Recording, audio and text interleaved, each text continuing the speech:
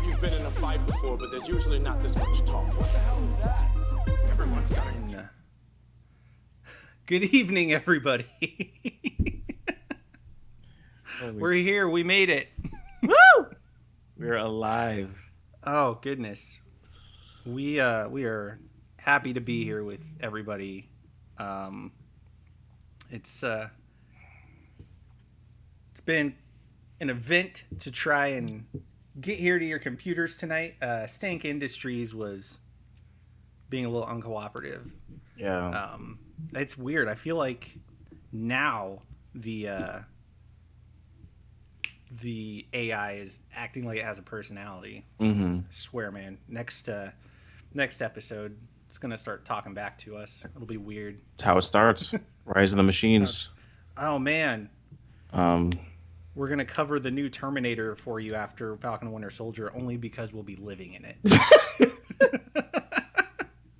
Yeah, we'll be the pirate radio station calling for survivors and letting them know they're not alone, and to find John Connor. Yerkeba. If you can hear this, you are the Resistance. Like, thanks, mysterious voice. How about giving us some weapons? How about that? You know. Oh man. But we're here. We made it. We're live. Ryan Dole says, finally. Hey, you know, I agree. Yeah, Finally. Ryan. Well, you can wait, okay? Because Stank Industries is not having it today. Oh my gosh. This is what we get for going to a liquidation sale. We should have just went to Hammer Industries. Oh, man, you trying to get this stream shut down again? Yes. You're done with High it. risk, high reward. That's what I say. Yes. Oh, goodness. Well, we are happy to be here, everybody. Happy to be here with you on this Friday evening.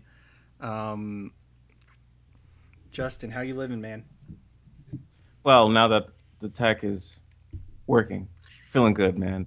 Feeling good, feeling fine, feeling fresh. I'm feeling nerdy as crap. My mind is filled not only with Falcon and the Winter Soldier, but it's filled with Godzilla versus Kong. It's filled with the first 3 episodes of Invincible. It is filled with what we're going to be getting in the next few months with Loki. It's filled with Black Widow, which I'm not saying I'm excited for all of a sudden. I'm just saying. Be careful, Justin. It looked like you were getting a little hype there. I'm just saying. Okay, so I went to go see Godzilla versus Kong in the theaters. Mm-hmm. Now, this is a big deal for me and my wife because, 80% of our dates have been in the theater, and we have not gone to the movie theater since 2019. Sure, yeah. So we have one theater open in Anchorage, Alaska, where I'm from. And of course, mask up, limited capacity, everything's changed. Mm-hmm. We had I could have just woken up, rolled over on the bed, crawled to the living room, turned on the TV, and watched Godzilla vs. Kong. Sure. But I wanted to make a spectacle of it.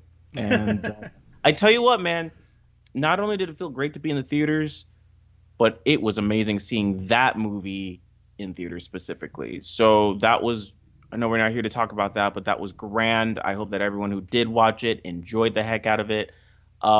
It was worth the money to just relive that theatrical experience again. And, and then when I got the vaccine shot, and I was out for the count. That must have been like last Sunday, or I got it Saturday. So Sunday I woke up feeling like I just had the flu all day. So I literally just got a blanket, wrapped in a little Justin burrito, turned on Amazon, and binged the first 3 episodes of Invincible, eating potato chips, and it was phenomenal. So that's also in my head too. Excellent. And Falcon and Winter Soldier as of last night. So, oh my gosh, man. Not that I care, but how are you? Well, dang. You know what? I'm doing good. I'm hanging in there, man. I'm staying busy. Yeah. Yeah. I did also watch Godzilla vs. Kong. I watched it at home. I have not been successful in getting that first shot yet. So still on the hunt here in Arizona for an appointment. Sure. So everybody keep your fingers crossed for that. I do miss going to the theater, but I did not I was not going to not watch Right. Godzilla versus Kong. So Absolutely. Yeah. I fired it up on the TV here in the office, turned down the lights, and it was great. I had a lot of fun. And I know, like you said, we're not here to talk about that, but absolutely, if you enjoyed the first two films and you want to see, honestly, regardless, like I've heard all kinds of different opinions on the movie so far, but the one thing everybody agrees on is that Godzilla and Kong visually have never looked better, and for that pinnacle of, visual achievement, visual effects to happen in this movie, the cinematography, the things that you see, the fight scenes, it's mind-numbing. And that's me talking about just sitting here watching it on a TV screen. So I can't even imagine what it would have been like on a big screen. But if you do want a more detailed breakdown, a more in-depth... As I'm saying this, I'm looking at the chat, and hello, there's Jakey. I was literally just about to say, if you want a more in-depth breakdown of that film from a couple of guys who honestly are the biggest kaiju nerds that I know, and a couple of my closest friends, by all means, go check out YHS on Monster Island. It's another sister show from the Yes Have Some Network, I guess we're calling it currently. We're working on a catchy name. Network. We're gonna it'll be snappy, but I am going to direct you over there because Jacob Walsh and Jake He, two great dudes who know more about kaiju than anyone else you know, and they break it down and have a good time doing it. So definitely check out their show. But you are here with us for... Oh man, Jay says we're just trying to be Justin and John. It's an art form. What can I say? Well, hey man, practice makes perfect. So, but you are here with us to talk about superheroes and comic books and TV shows and things that involve people in form-fitting costumes doing amazing feats of justice. That's what we're here to bring you now that we've gotten a new episode of Falcon and the Winter Soldier, episode 3, The Power Broker. Power Broker. Now, this is funny. You and I, Justin, started watching it within a couple minutes of each other. When I fired it up and I hit play, immediately it showed me the title. It was episode 3, The Power Broker. Cool, let's go. You and I, after the last episode that we did, were talking about just some stuff, some more like little details and stuff that we noticed in the show. And you were talking about how in the comics, the Power Broker program is how John Walker and Battlestar get their powers. Yeah. And you didn't catch it at first, but during the show, they briefly mention, the Power Brokers are coming when they're sneaking up on the Flag Smashers. Yeah. Totally missed that. Yeah. And in this episode, straight away, I'm like, oh, Justin's going to love this. So then I was like, man, you're going to flip when you see the title. And you were like, really? Is this it? And you showed me on your TV, it just says episode 3. So disappointed. I was like, that's not... It was the worst April Fool's Day prank. I deserve better, John. The disappointment. No, but... That was the strangest thing. And then when I finished the episode, I went back to it just to see if it still said episode 3, and it said Power Broker. I was like, that makes sense. It must have been a weird glitch or something, or because I had not watched it prior to when I started the episode, and it still said it. And I think during WandaVision, it typically said like episode 1, episode 2, episode 3, and then only after you started it would it tell you what it was really called. So it was weird to to be like, oh, I know what this is about. Third episode. Yeah. But man, best episode thus far. Better than, in my opinion, better than episode 1, better than episode 2. I agree. I obviously can't say if it's going to be better than the final 3 episodes, but oh my gosh. That just hit me that we are halfway through as of this episode. I am in my head, my brain is still thinking like, oh, WandaVision, we're gonna get 9 episodes. Nah. But no, this is a 6-part series. Mm-hmm. Oh man, Marvel is killing me. And what sucks is you know that they've got it mapped out. You know they're gonna have a satisfying conclusion, and it's gonna be a great story. But that still doesn't mean that I don't want like 12 episodes. Dude, I want a billion. Yeah, like I feel like, with the Netflix Marvel shows, one thing I loved, especially like this first wave of them, where everyone was just kind of like doing their first season, and there were about 13 episodes of pop, kind of prior to the Defenders, which I think was only 9 episodes. It's like you had 13 1-hour long episodes. Mm-hmm. Like, that's amazing to me. It was so long. Some people complained it was too long. Mm-hmm. And so, they dialed it back a little bit when they did Iron Fist season 2, which was excellent. In my opinion, Iron Fist season 2 was wonderful. Okay. Especially compared to the first season, which was just like,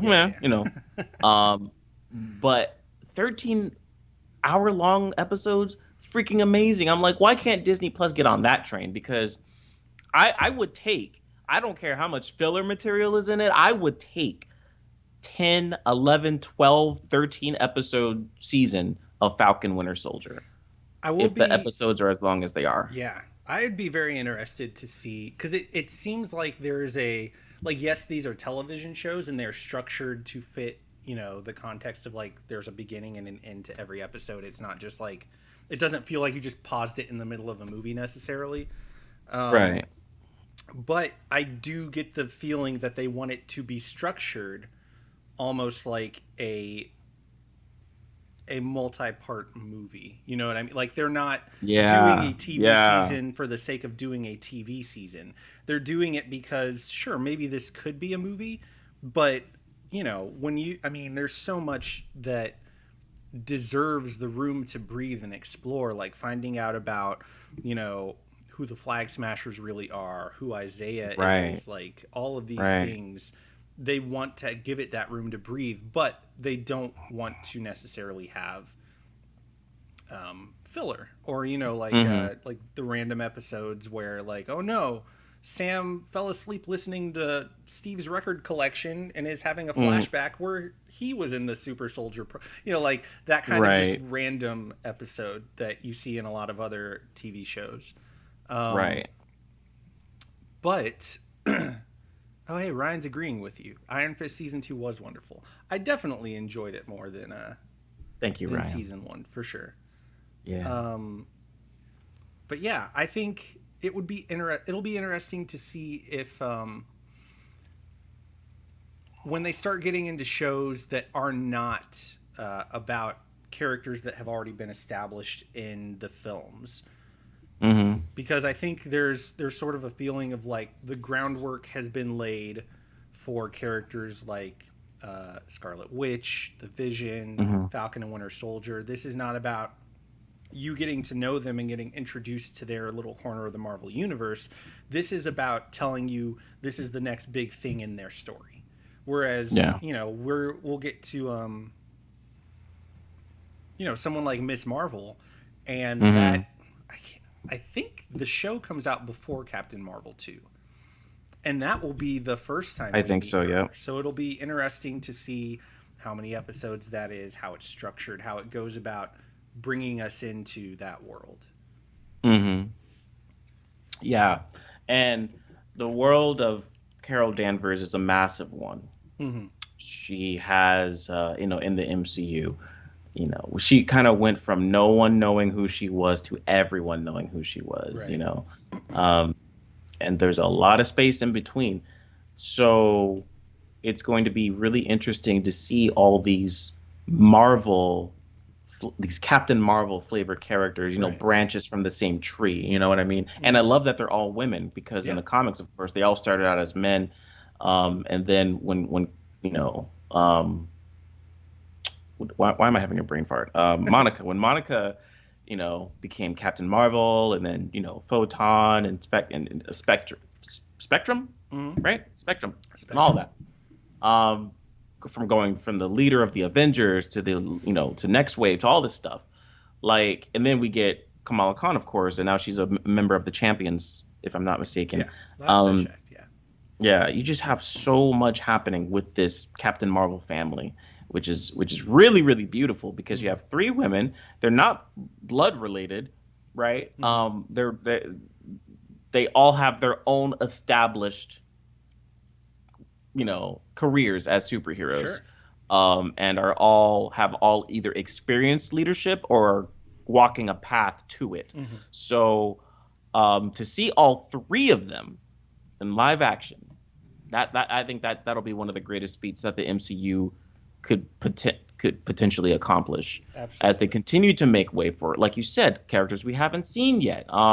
Like, we know America Chavez, who Mm-hmm. at one point was the leader of the Young Avengers, and I think now she's in the Ultimates, is going to be in Doctor Strange too, and Shang-Chi, which is coming out very soon. We're going to get to learn about the Eternals, so we'll probably get to know about Thanos' backstory, somewhere along those lines, and the Deviants and the Celestials and all that stuff. But dude, Marvel's going. I feel like their screws are loose, man. They're just like, F it, I don't care. Let's just go for it. I'm like, Well, what's yes. great is it seems like, and I'll bring this up because it's been happening over the past couple days. I've talked to a couple other people about it. I just yelled at Ryan about it earlier. Um, um, so with DC, we've had handful of movies over the past few years. Man of Steel came out in 2013, I think, right? Mm-hmm. Uh, Yep. and then we got Batman versus Superman, Suicide Squad, Wonder Woman, all these other things, ultimately leading to where we are now. I'm not even going to go Yeah. through all the movies, but like we just got Right. the Snyder cut. Mm-hmm. And it seems like in the wake of the Snyder cut, from what we have heard, DC has been like, hey, it's out. That's as much as we're going to do in terms of revisiting older films, putting out director's cuts with a lot of fanfare. We're also not going to be continuing any of the major threads of the Snyder cut. So Right. like the nightmare stuff, that kind of thing. Mm-hmm. His whole giant film plan that he had mapped out that a lot of people have become aware of now. That's going to be a thing of like, it's like professional fan fiction now. Right. Right.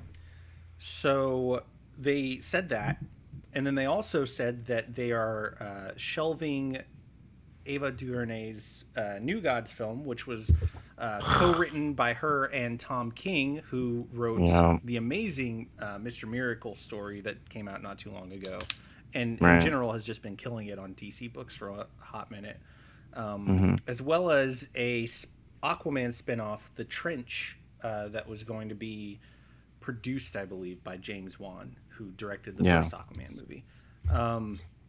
So those two projects got shelved. They Yeah. mentioned that specifically in the case of New Gods, because Darkseid, Steppenwolf, and you even caught a glimpse of characters like Desaad and Granny Goodness, they really wanted to give some like breathing room, some space, like not to be connected in any way to Zack Snyder's version of those characters in Justice League. Yeah. When they Yeah. announced that, I was disappointed because Yeah. Tom King is an amazing writer. I love his comic book Yes. stuff. Yes. Ava DuVernay Absolutely. is an amazing director. I love her films. Mm-hmm. I love what she brings to all the projects that she's involved in. So to me, that of all of the potential DC films coming up, that to me, even without knowing a lot about specifically what the story would be or anything like that, that was the one that had me the Yeah. most like, okay, I feel like that could be special. I'm into that. Absolutely. Yeah. But at the same time, between the first article they released post Snyder Cut and then that one, it sounded like there was an interest in like, hey, we love what these filmmakers were putting together. We just feel like for what we want to do with the DC universe, this might not be the time for a Trench film, might not be the time for a New Gods film. I kind of read between the lines that that was them wanting to kind of reestablish a foundation to me that made like that is what would make sense, is that, you know, we've had all this turmoil. The first phase, for lack of a better term, of our films were very hit and miss at best. And now we've got the Snyder cut out, and everyone is just kind of like, you have people that love that, people that love the old stuff, people that don't care about any of it, people that, you know, want to see everyone and their mom just throw their DC mud at the wall and see what sticks. And to me, them shelving those two films kind of gave me the idea of like, you know, why else would you do that other than maybe wanting to reset the foundations of like, look, here is, you know, we're going to do Flashpoint. That will trigger kind of a reset in the universe, and whatever comes out of Flashpoint, that will be the bottom layer of this cake that everything else will go on top of. And so without being, you know, trying to be a little bit impartial, a little bit objective, I can understand why A, Flashpoint is a big event, and B, rebuilding the foundations, you might not want to jump right into like, and here's the new gods, because that's a very big concept and world and big characters. But then today, I don't know if you saw this, shortly before I started getting ready for the show, they are developing a Plastic Man film. Yeah. And to me, that feels weird, because that does feel weird. Maybe this is bad of me, and I promise we'll get to Falcon and Winter Soldier, but you came to us for the comic book stuff, and you're getting the comic book stuff. This is your fault, people. You asked for it. To me, when if I'm DC and I'm thinking about like, okay, what do we do now? Like, we've had all this turmoil, nothing really feels like it's stuck in a way that's like, well, at least we have the bare bones. I don't feel like they have bare bones. I don't feel like I even really know Henry Cavill's Superman. I feel like like we've seen a couple flashbacks of his life, and everything else has just been him being swept up in all of the, like, you know, oh no, another Kryptonian's here to kill me. Oh no, Batman wants to kill me. I died. Oh no, I woke up, but here's Steppen. Like, I don't know him. Like, I don't really. I feel like I know Ben Affleck's Batman a little bit more, but from what it seems like, he's going to be in Flashpoint, and that's almost going to be like a handoff, because what we know so far is, according to what seem like the strongest rumors, Flashpoint's going to happen, Barry's going to trigger an alternate timeline, and he's going to meet Michael Keaton's Batman. And in the end, however he decides to repair the timeline or fuse things together, whatever DC universe exists at the end of Flashpoint will involve Michael Keaton being the main Batman, not necessarily in costume as Batman anymore, but almost like as an elder statesman who is the sage mentor to the rest of the young heroes in the DC universe. So he'll basically be Batman beyond Bruce Wayne, but for the whole DC universe. It's a different take on things, but it sounds like, okay, we know where Batman fits now. This is your Batman from now on.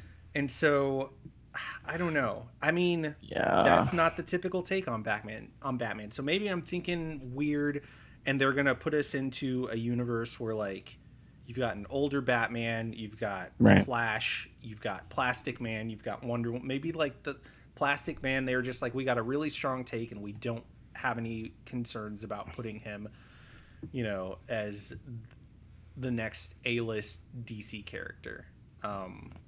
It just it feels weird to me. Like, I want to believe in a world where we can have a cohesive DC cinematic universe, but my guttural, visceral reaction is, why would you give me a Plastic Man movie? Like, I would rather you uncancel the New Gods movie, because I was excited about that, but I kind of understood why you'd want to take it off the table. But it just it feels messy, you know? It is messy. It feels messy because it is messy. DC knows that, and the fans know that, because when did that? Oh, one of my friends texted me the other day and was like, "Hey, do you remember that Ryan Reynolds Green Lantern movie that came out a few years ago?" And I was like, Well, I've been trying to forget, but thanks Gee, for thanks. reminding me. Uh, You know, and then I suddenly remember that DC's original intention with that film was for that film to be the beginning of a It DC was. I feel like I EU. remember reading rumors or like a leaked script or something where instead of or like instead of because doesn't he finds Abin Sur and Mhm. he just gives him the ring, right? Yeah, he gives him the ring, and then at the end of the film, Sinestro becomes Yellow Yeah.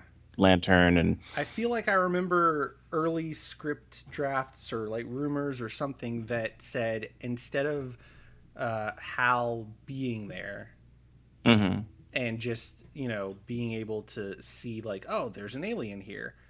I feel mhm, like the ring, like he crashed and then the ring left his finger and went to go find somebody.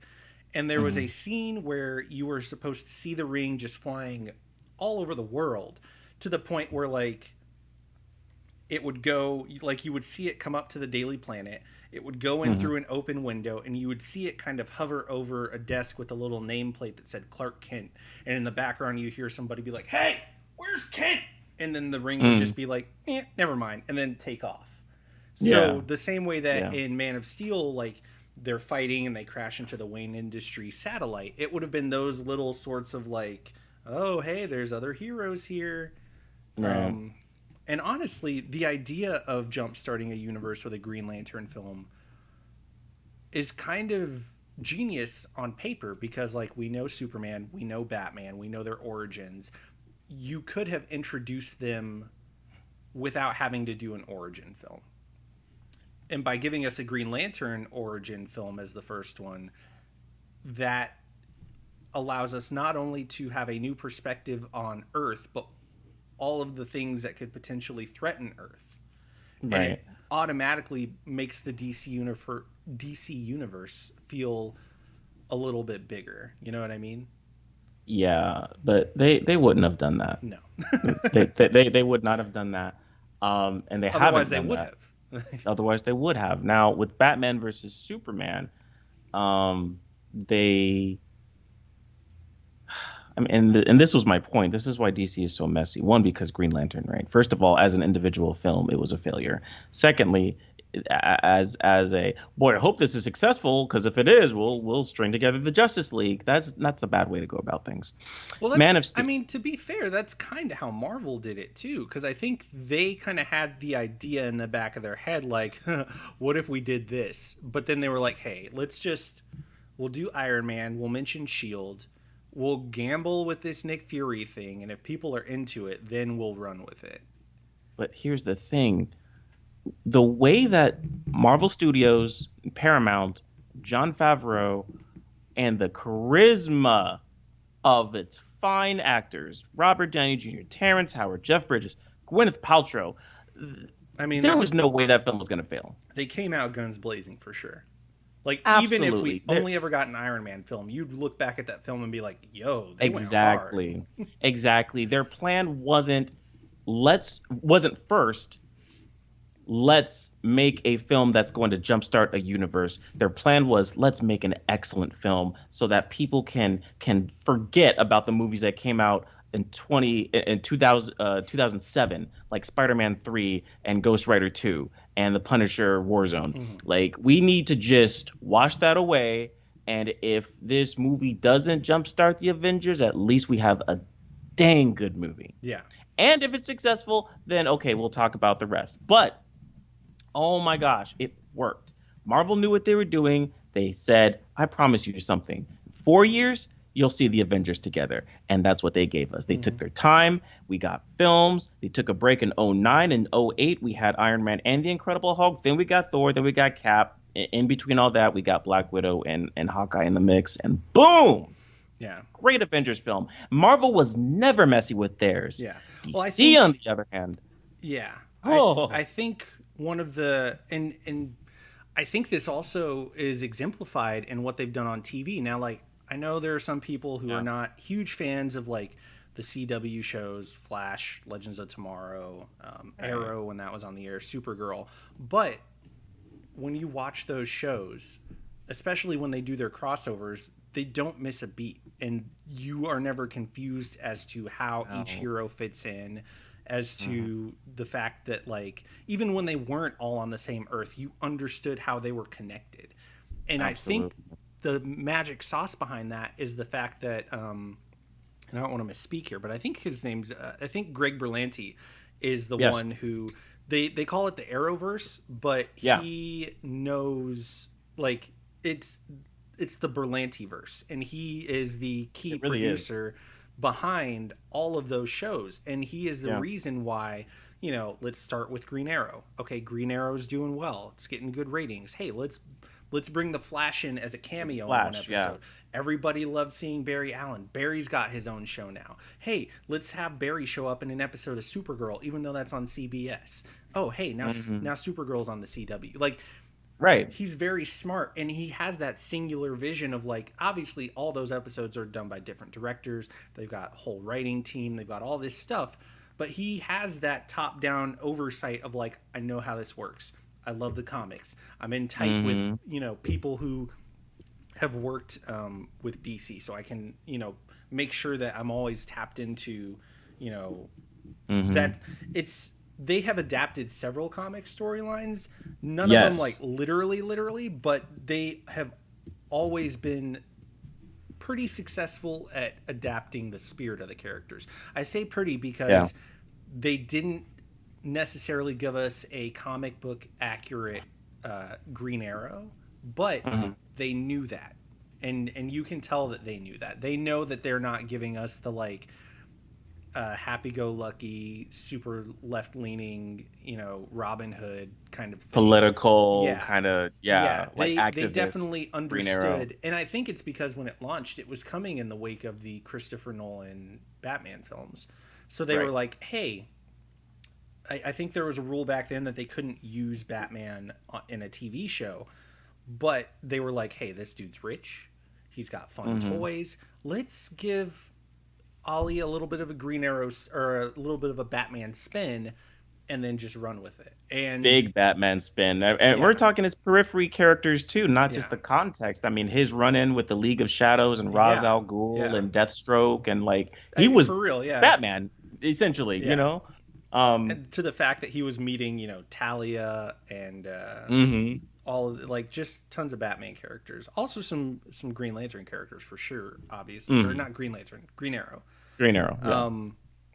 But I do think that I don't hold that against them in the sense of it being like a mistake, because they knew what they were doing. I think if they wanted to, I think they did that in order to get the show sold and off the ground. I think if they wanted to make an accurate version of Oliver Queen, they totally could have. But they made a choice, and they stuck to that choice. That said, I think the reason DC films have been such a mess is because they don't have that kind of top-down point of view. I think at some point they wanted Jeff Johns to be that.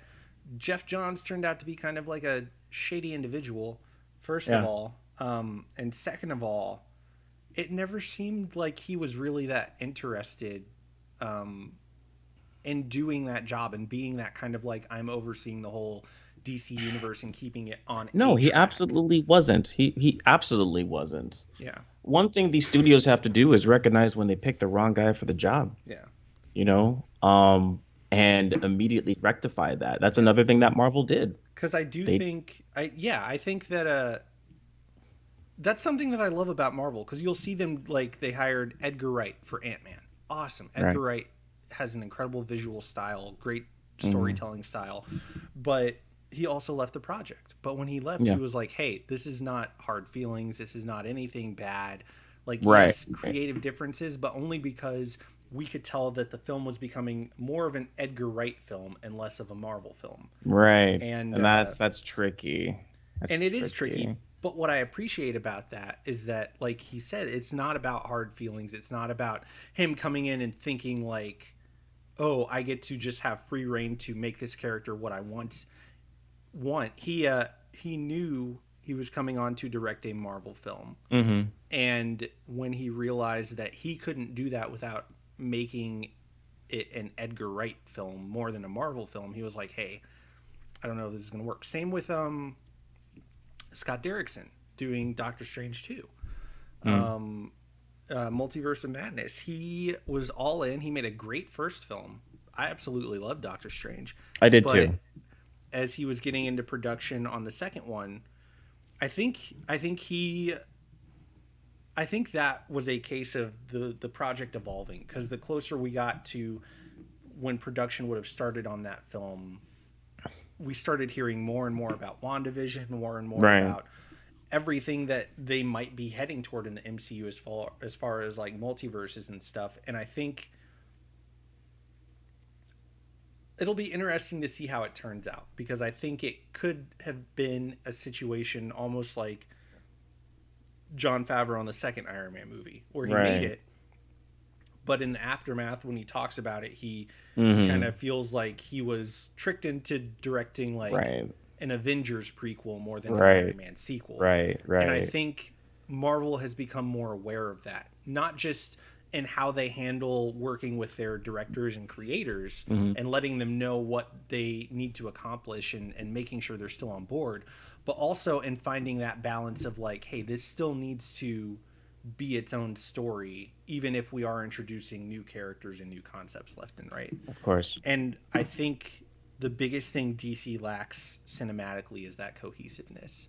I think they need, because Kevin Feige is not in there directing. Kevin Feige is not in there writing the script, but I do think he is aware of, hey, if we introduce Thor into the MCU, he's obviously an important character, but why is he important to this? Why? How does he fit? What new ideas and concepts is he bringing with him? And how can that allow us to keep heading toward, for lack of a better term, an end game, you know? Like what does it mean to introduce certain characters? And I don't know that I just don't feel like DC has that. I feel like they need a Kevin Feige or a Greg Berlanti or somebody who sees like, okay, I can perceive the whole universe, you know? They will find that person, and if that's what they want. But the thing with the DCEU, and I've kind of realized this after Justice League, is that's not what they want. No, it's not what they want. They want to continue to go in the direction that they're going, which is let's just have a bunch of different characters, unique stories, but it doesn't all lead to this one big mega crossover like the Arrowverse with Crisis on Infinite Earths, or with Marvel with the 4 Avengers films. It doesn't have to do, or even the Netflix Marvel shows with the Defenders. That's not their goal, their game plan. They're not going to reunite the Justice League or continue the nightmare sequences. And so they don't feel like they need to have anyone like that. As far as they're concerned, Black Adam and Shazam never have to meet, and the audiences will be completely fine with that, right? Even though they will have the Justice Society, there's probably not going to be a Justice Society origin story unless Black Adam doubles as that. So DC said, forget cohesiveness. We don't need to. As long as we all know that all these films take place in the same universe, they don't have to see each other. Green Lantern doesn't have to, if he's ever introduced, doesn't need to meet Green Arrow if he's ever introduced. We never have to bring back Martian Manhunter. We don't have to bring back Lex Luthor. We can talk about these characters as if they do exist, and the Flash is going to reset everything anyway, so what's the point? Marvel had a plan way back in the mid-2000s, and they executed it. DC changed their game plan when Autumn Snyder, may she rest in peace, took her life, right? That messed everything up. Zack and Deborah leaving the Justice League project messed everything up, and I say that respectfully. Sure. You know, because they chose to walk away, which is as a girl dad, as a father, especially as a girl dad, I absolutely would have done the same thing. But it really messed up the trajectory, for DC. And it doesn't surprise me now that even though Marvel has the Eternals, which is effectively their version of New Gods, it doesn't surprise me that Ava's New Gods movie is getting canned, which I absolutely hate. because Darkseid was such an intriguing. Well, actually, I take that back. He was relatively one-dimensional in the Zack Snyder Justice League movie, compared to Steppenwolf, who was really fleshed out and three-dimensional. Realize there's a backstory, there's betrayal, he wants redemption, there wants blah blah blah blah blah.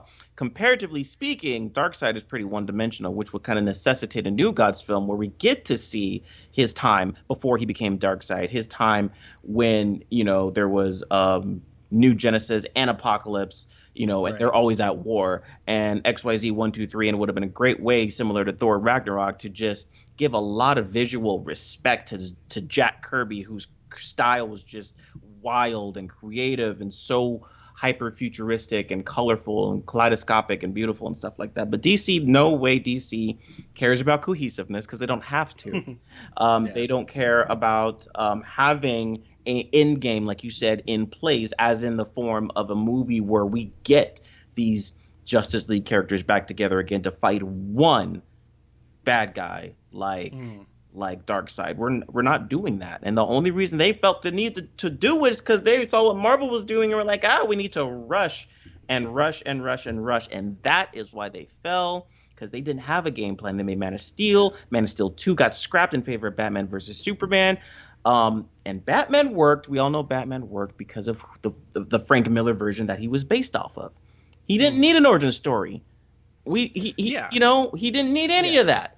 But I would argue, and I think people in the chat are saying it too. Ryan is saying it, like, you don't need, like we mentioned, you don't need to know Batman's origin. I think maybe they went a little too far with Affleck's Batman, in the sense of like, wait.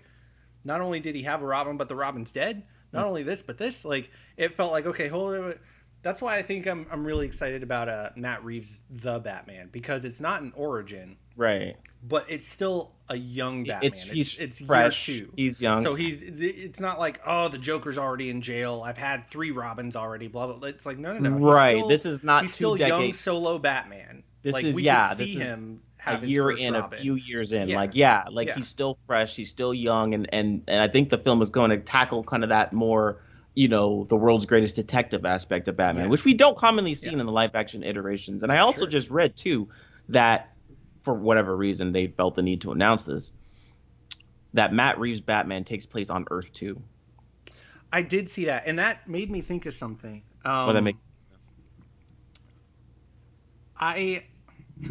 So when I saw, because Ava tweeted something about just kind of like giving a shout out to Tom King and saying like, it sucks that the movie was canceled, but I love getting to know you, becoming your friend, working together, all that kind of stuff.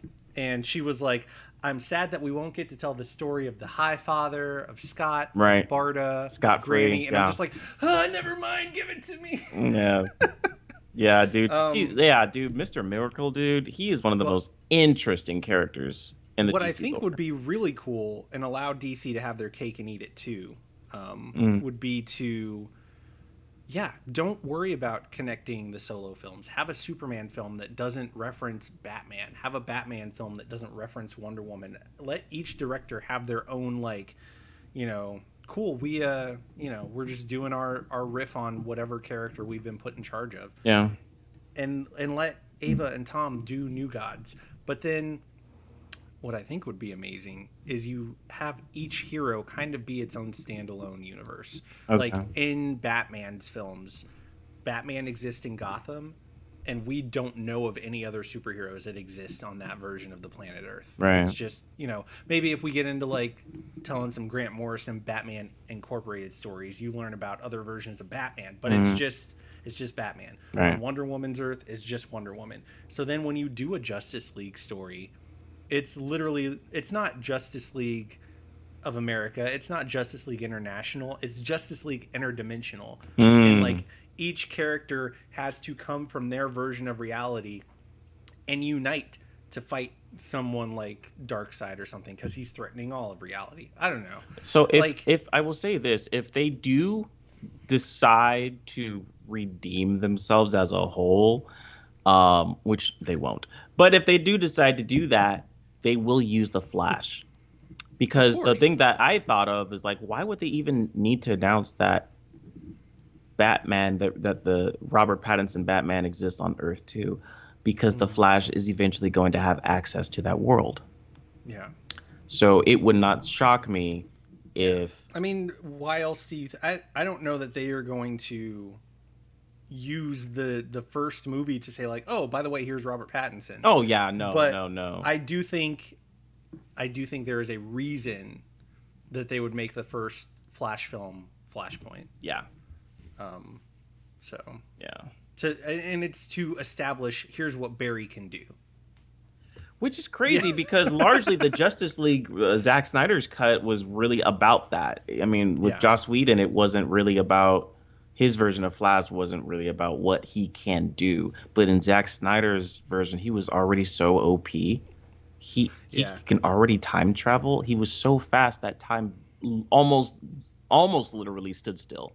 Yeah. I mean, he was just stroking Iris's hair and grabbing hot dogs. And I mean, there was no urgency. There was just like, okay, I'm here. I'm going to take my time. Oh, that's a pretty bird. Like, he's so fast. He's unbelievably fast. He the way that he traveled through time or went backwards. I love that they teased it. I will say that I love that they teased it when when they were bringing Superman back to life and he with that wrong. Box, and I was like, wait, and then it comes back up, and I was just like, I was like, wait, did he just? And it's kind of like I'm not quite sure what happened, but and then when he really does it at the end, you're just like, so that was good. Ryan's giving me a hard time in the chat. He said, he was like, just make one good movie, and I was like, save one. And then he was like, when we were talking about Flash, he's like, yeah, you literally just explained the Silver Age. That's about it. Yeah. So I'm very excited for the Batman. Yeah. I'm very excited for the GCPD spinoff show because it's going to explore a lot of like corruption in the police department and that kind of stuff. During like what would be Batman's year one, but we're seeing it from like that low level point of view. And I guess we'll see what happens, man. DC, you've got nothing but you've got you can't make me any angrier, I guess. You can't disappoint me anymore. So the floor is yours to just like show me what you got. Oh my gosh. Yeah. But yeah, man. What do you think?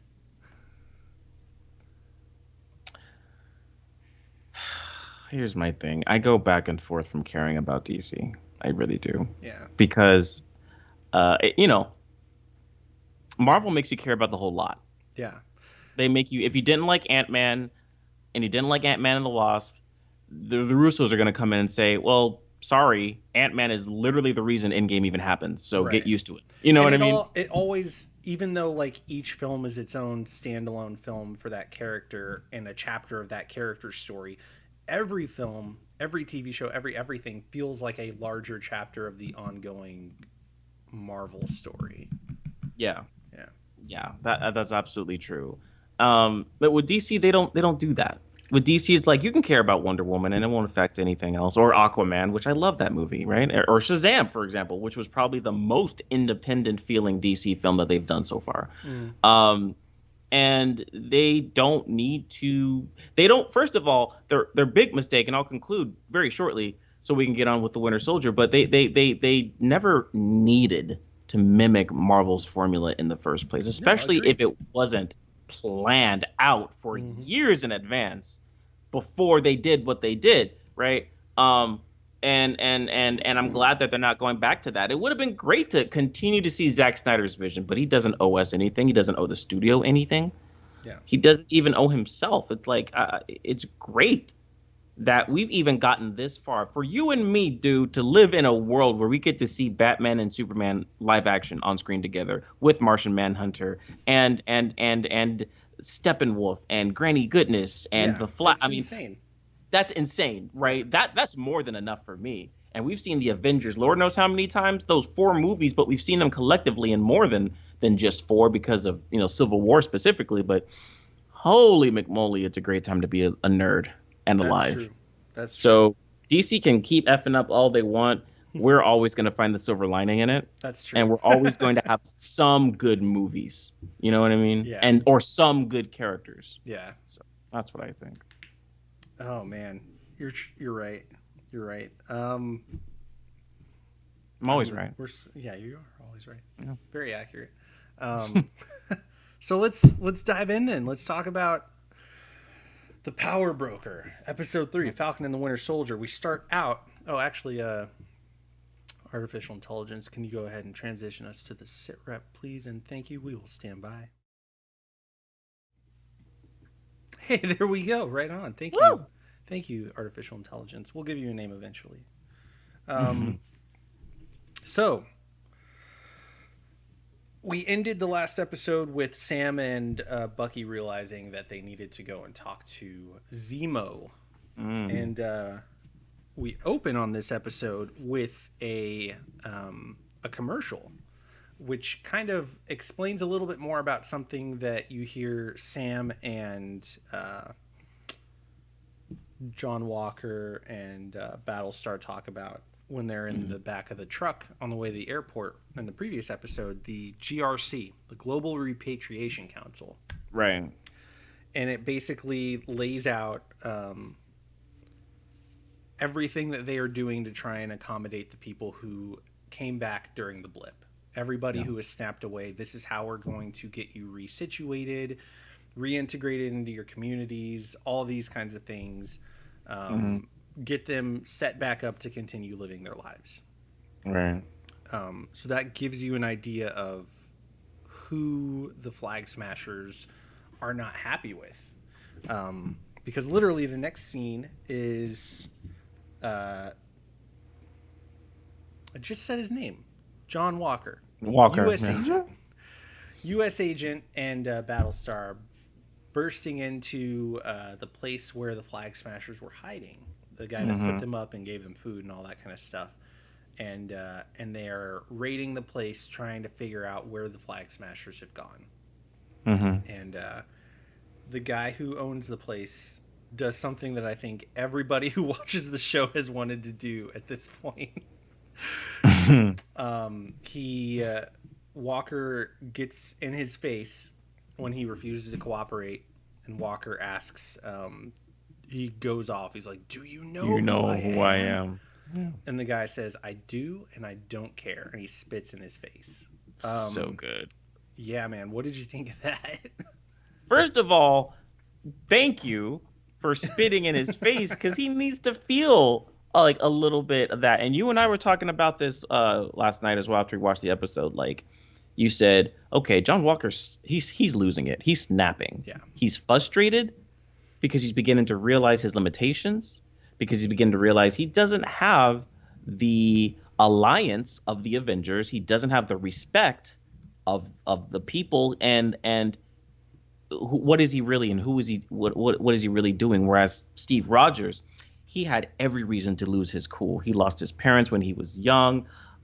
He lost his good friend, the doctor, who gave him the super soldier serum. He lost Peggy. He woke up 3 billion years later into the future. He lost Bucky too. He lost Bucky.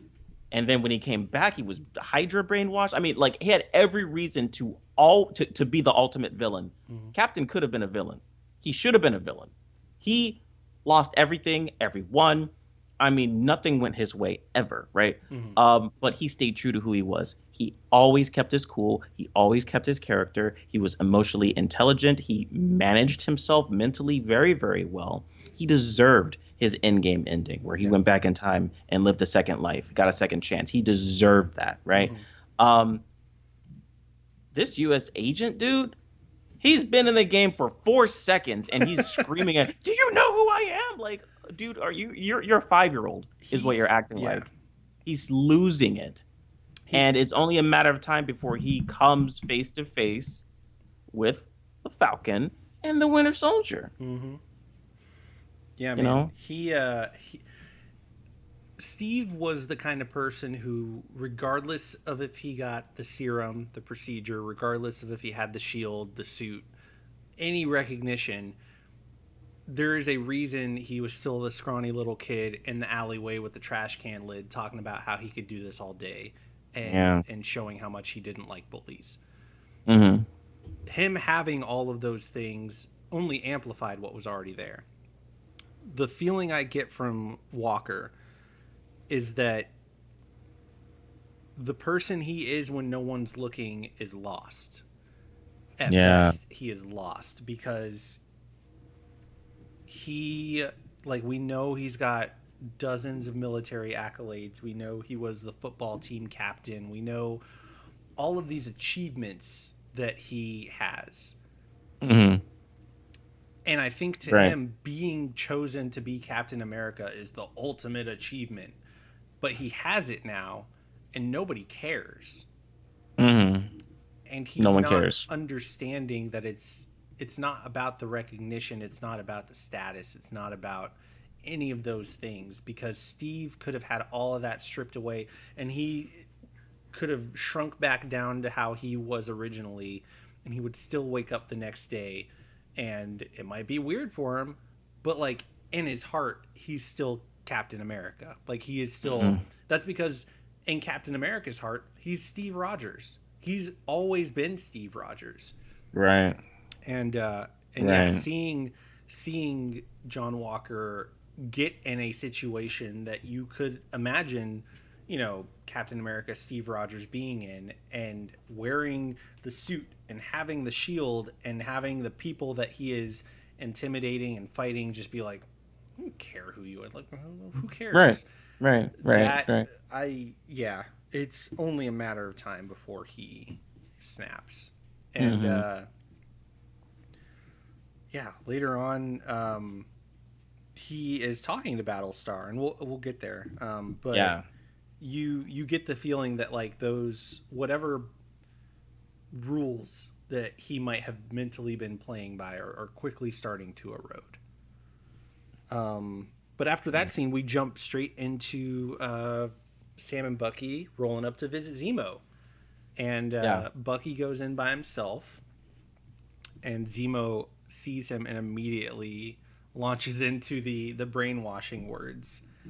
And I'm not gonna lie, I got a little scared for a second. I was like, don't get me wrong, I trust Wakanda. Wakanda has it going on, but like, you know how much how much control those words had over him. So for a second, I was like, oh no. But it doesn't work. And they start talking. Right.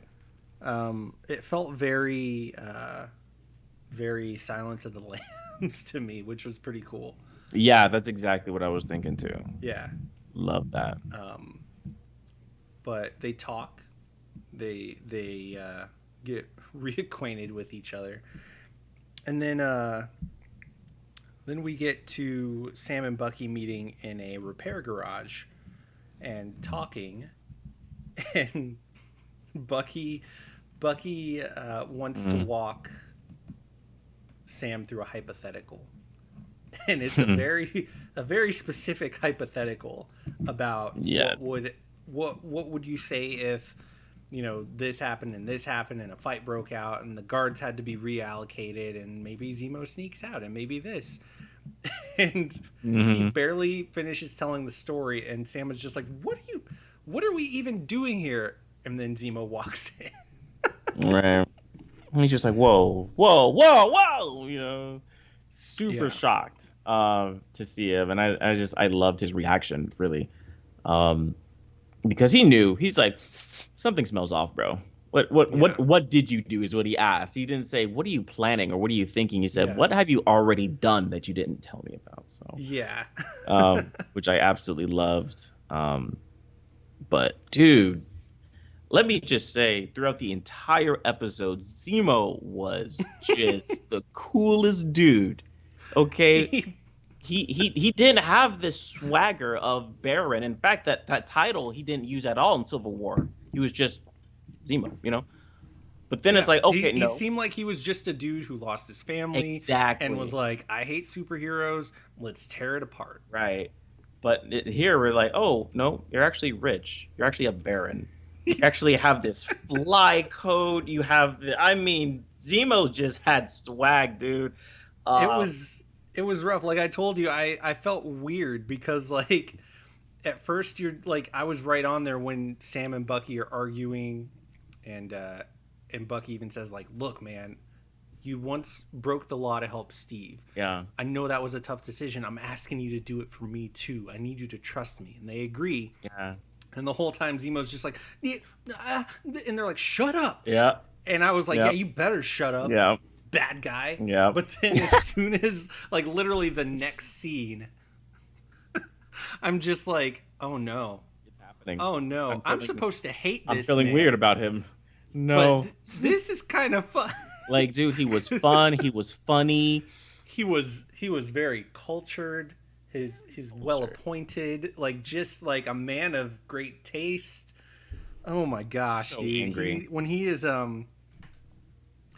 when they're like, man, I didn't know you were rich. He's like, I'm a baron, Sam. Right. And he's got the jacket with the fur collar. Mm-hmm. And then we get on the plane, Zemo's private plane, where his butler is waiting. Hey. And they're talking, and Zemo has somehow gotten a hold of a book that was in Bucky's possession that also had his notebook in it. And it's the notebook that we saw previously that had the names of all the people he had wronged as the Winter Soldier. Right. And Sam points out that, hey, that was Steve's notebook. And this show will find the biggest and the smallest ways to just kick you in the feels. Yeah. I mean, like, Bucky, dude. And, but I love that Sam plays it cool. Like, it's not a moment of like, I'm going to make fun of you. It's like, oh, hey, I told Steve about the Trouble Man soundtrack. He really loved it. Did you listen to it? What'd you think? And Bucky's just like very uncomfortable about this whole situation. He just wants his notebook back. He's just like, it was fine. I liked it. I like Marvin Gaye. It's fine. And Zemo, this is when I started to be like, Zemo, no, you're supposed to be a bad guy. Like, yeah. Because Sam brings up the Trouble Man soundtrack. Yes. Yeah. And then Zemo is like, you really should listen to it, James. It's comprehensive, complete. It really captures the African-American experience. And everyone's like, and Sam is just like, he's out of line, but he is right. But he's right. He's right. Like, dude, even he knows, like, how culturally relevant and important this soundtrack is. And it's a small thing, but it's also a very, very big thing. He's very worldly, very just like, he's got more stuff up his sleeve, but I told you by the end of this episode, I was ready to accept like the way that they had Loki just popping up and being everything from like an ally and goofy and silly to like just completely despicable and evil throughout the previous 4 phases of the MCU. I am ready for them to do that with Zemo. Have him pop up all the time. He was too much fun. In the next scene, we find out they're going to Madripoor. Spoiler alert, no mutants popped up. I know you're all disappointed. But Madripoor, I'm not going to lie. Like, I'm a city boy at heart. And once they pulled up, I was like, I don't want to live in Madripoor. It's probably a bad place, but I think I want to live in Madripoor. And they're getting ready, and everybody gets out of the car. Bucky is just in a tactical gear, ready to kick some butt. Sam gets out. He's supposed to be impersonating a person known as the Smiling Tiger, who is some sort of shady underworld individual. And Sam says, "Why do I gotta dress like a pimp?" And then Zemo again is just like, only in America would a fashionable black man be considered a pimp. And I'm just like, wow, like this dude. Zemo! And it's true. Sam looks sharp. Like, I want that suit. Good. He looked good, yeah. Like, I know that, like, Sam was, like, only half joking, you know? Yeah. But man, it was like, you know what? You're absolutely right. Yeah. And of course, looking like a pimp is a silly thing. You know, we make fun of the way that they dress, and we like fun of their vibrant colors and their swagger and stuff like that. So Zemo was like, bruh, you look good. Yeah. Don't worry about the Americans. Think about the rest of the world. You're not even in America right now. Yeah. And I love that after he said that, Sam kind of had a moment of like, I mean, he does look good in this picture, so if I'm supposed to look like him. Right. He's like, he kind of looks like me, actually, you know? Yeah. And the cool thing, too, with that scene, with just the three of them walking and the scene, like the next two scenes, too, dude, every time it just showed the three of them just like walking, it was just like, it exudes swag, Yeah, dude. I was Like the just like, three look, of them, it was like just finally make getting that third character yeah, and you're partying an RPG. And it was just like, dude, these guys, yeah, dude, they need to. This should be called Falcon and Winter Soldier and that a-hole Zemo. yeah. Like, Like, you just know, give like, me this like super fashionable, like sleek James Bond style, like the three of them always looking good, rolling into clubs trying to find like, you know, terrible Yeah. people. I want that show. And then he walks into the bar. They go to this bar to meet somebody who, excuse me, is going to give them information. And they look all around. There's just like drug dealers, people with weapons, all kinds of stuff. Sam walks up to the bar. They request to see the person that they are getting information from. And the bartender asks if the Smiling Tiger wants the usual. And Sam's like, yeah, I'll have that. This dude pulls out a snake out of a jar, cuts it open, pulls out, maybe it was like the heart, it was some part of the snake, and puts it in a shot glass with some liquor. And he hands it to him, and Sam's just like, oh, yeah, this is the thing I do all the time. This is my favorite drink. Oh, no, man. That was terrible. Oh, that was terrible. He takes the shot, and he's like trying to hold it down, and then he just gives this big awkward thumbs up to the bartender. and then they show us Bucky, and Bucky has a completely straight face, but it's that straight face of someone who's like mentally putting all of their effort into not laughing their butt off. Like you can tell Bucky's just like, good job, Sam. He was proud. He was like, I'm proud of you, man. That was so good too. Like that entire scene. And Bucky just playing the Winter Soldier, the old Winter Soldier, the brainwashed Winter Soldier that always has a master. He did a great job of doing that. You know, Zemo was like, Winter Soldier, attack. And he just did it. Straight faced, whooping all kinds of butt. And, you know, I loved at the end of it where, you know, Bucky or Sam couldn't tell if he was actually, you know, like losing it because of like conditioning or whatever. And then he finally put his hand on him, like, calm down, bro. And Zemo was like, dude, let him stay in character. Yeah. And no, and Sam was like, okay, are you good? And then he just give him just like a solid nod, and they just walked off. I was just like, they did that so I did appreciate that. I love that as this show was going on, and you know that Bucky is probably getting into more aggressive physical stuff than he has been recently, and you like obviously he's interacting with Zemo. I love that it's very as those things are happening, they are establishing a closer bond between Sam and Bucky. Like, you know, Sam is willing to do this law-breaking stuff with Bucky to try and do the right thing.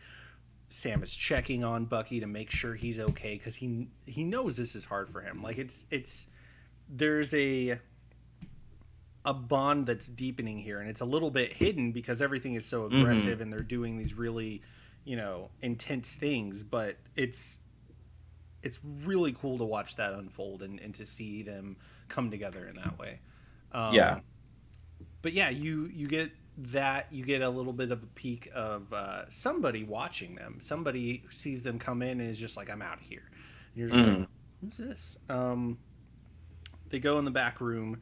They're having the conversation about, you know, the super soldier serum, where it might be coming from, who's behind it.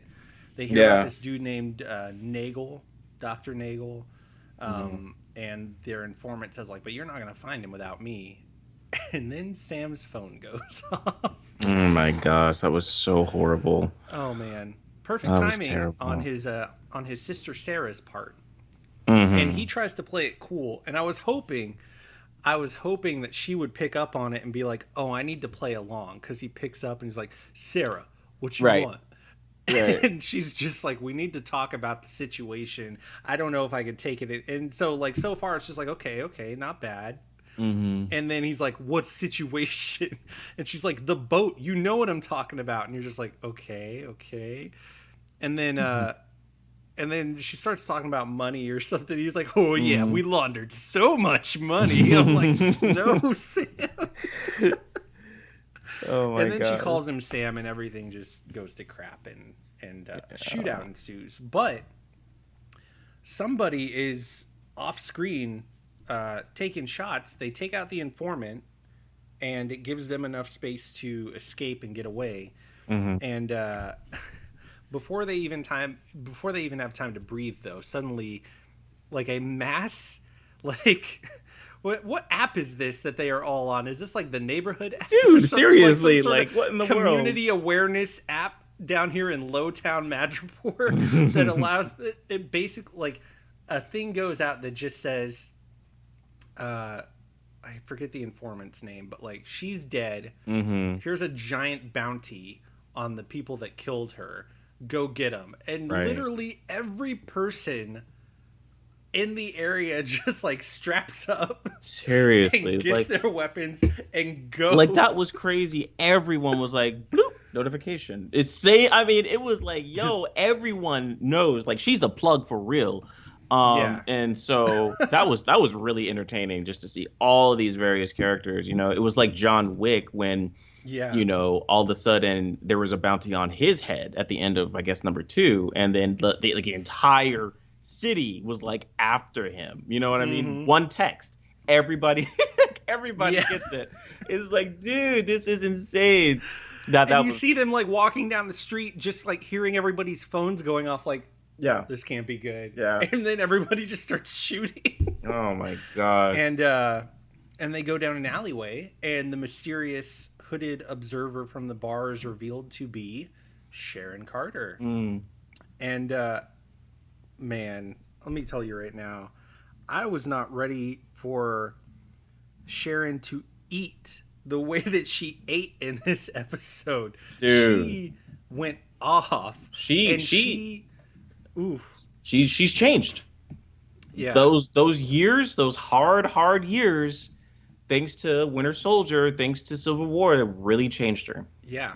It was, part of me was just like, I wanted to, like, as soon as she came through and started helping them out and beating everybody up and showing, like, it's sad because you see, like, she had to alienate everybody she cared about. She had to leave the country, all because she stole Captain America's shield. For one.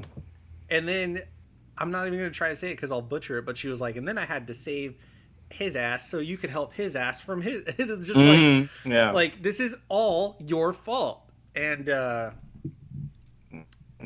you just have this moment of like, dang, like Marvel, they could have easily just been like, oh, here's Sharon, she's doing CIA stuff in Madripoor and she just happened to be there. It's like, no. Like, we're going to show you that everything, just like with all the other characters so far in phase 4, we're going to show you that everything that has happened has messed with her too. Like, this is not just a, like, that was fun, but we're not going to worry about it anymore. Like, this is an ongoing story. And they go back to her place, and, you know, she is living this super, like, she's got just as much swag, but it's from this life of, you know, buying, stealing, selling, art pieces, all that kind of stuff. And it's jaded her. Like, she's got a little bit of an edge to her that she didn't have before. Yeah, it's not exactly villainry, right? Yeah, but it's definitely survival. An edge. It's survival. It's survival. She's not worried about being the clean little Girl Scout anymore. She's like, she's gonna do what it takes because she had to, you know. And also too, I mean, to live through something like the second Captain America film where you're just like, I work for S.H.I.E.L.D., I'm an agent, we're teamed with the Avengers, we are like the foremost upstanding persons of justice in the world, and it's like, oh, never mind, guess I was a secret Nazi the whole time, I'm not about that life, so see ya. And then she joins the CIA thinking like, okay, maybe this will be good, and then like, Oh man, yeah. The scene when the scene when she's explaining what she does with paintings, and then Sam is just like, oh, okay, sure. And then he double checks, he Googles the painting and is just like, okay. Like letting that sink in. And then I love that without flinching, Sam is just like, you are a friend, you are an ally. Yeah. I'm not going to let this be your life. If you don't want this to be your life, if you want to come home, like, I'm not going to let this happen to you. Right. And she's like, okay, Sam, good job being Mr. Good Guy. And he's like, no, for real. I'm going to fix this. And you see her just kind of like, you can tell she doesn't have a lot of faith in it, but she wants to. She wants to believe that Sam will make good on that promise. So she shakes his hand. Also, side note, shout out to Marvel for putting yet another of their lead characters in Phase 4 in a turtleneck. There is definitely a vibe for this phase, and it's good-looking dudes looking good in turtlenecks. So they're bringing it back. I think man. For the next episode, you and I better get some turtlenecks. I think so. Yeah, we gotta look as fresh as Sam, man. At least. Yeah. The bare minimum. He's setting the standard. Oh man, but yeah.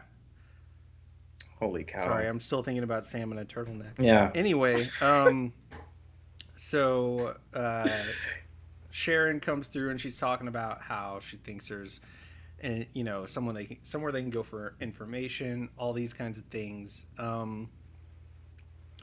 and it involves a party, and so she's like, you guys can lay low, enjoy the party while I work my magic and stay out of trouble. And so they go to this party.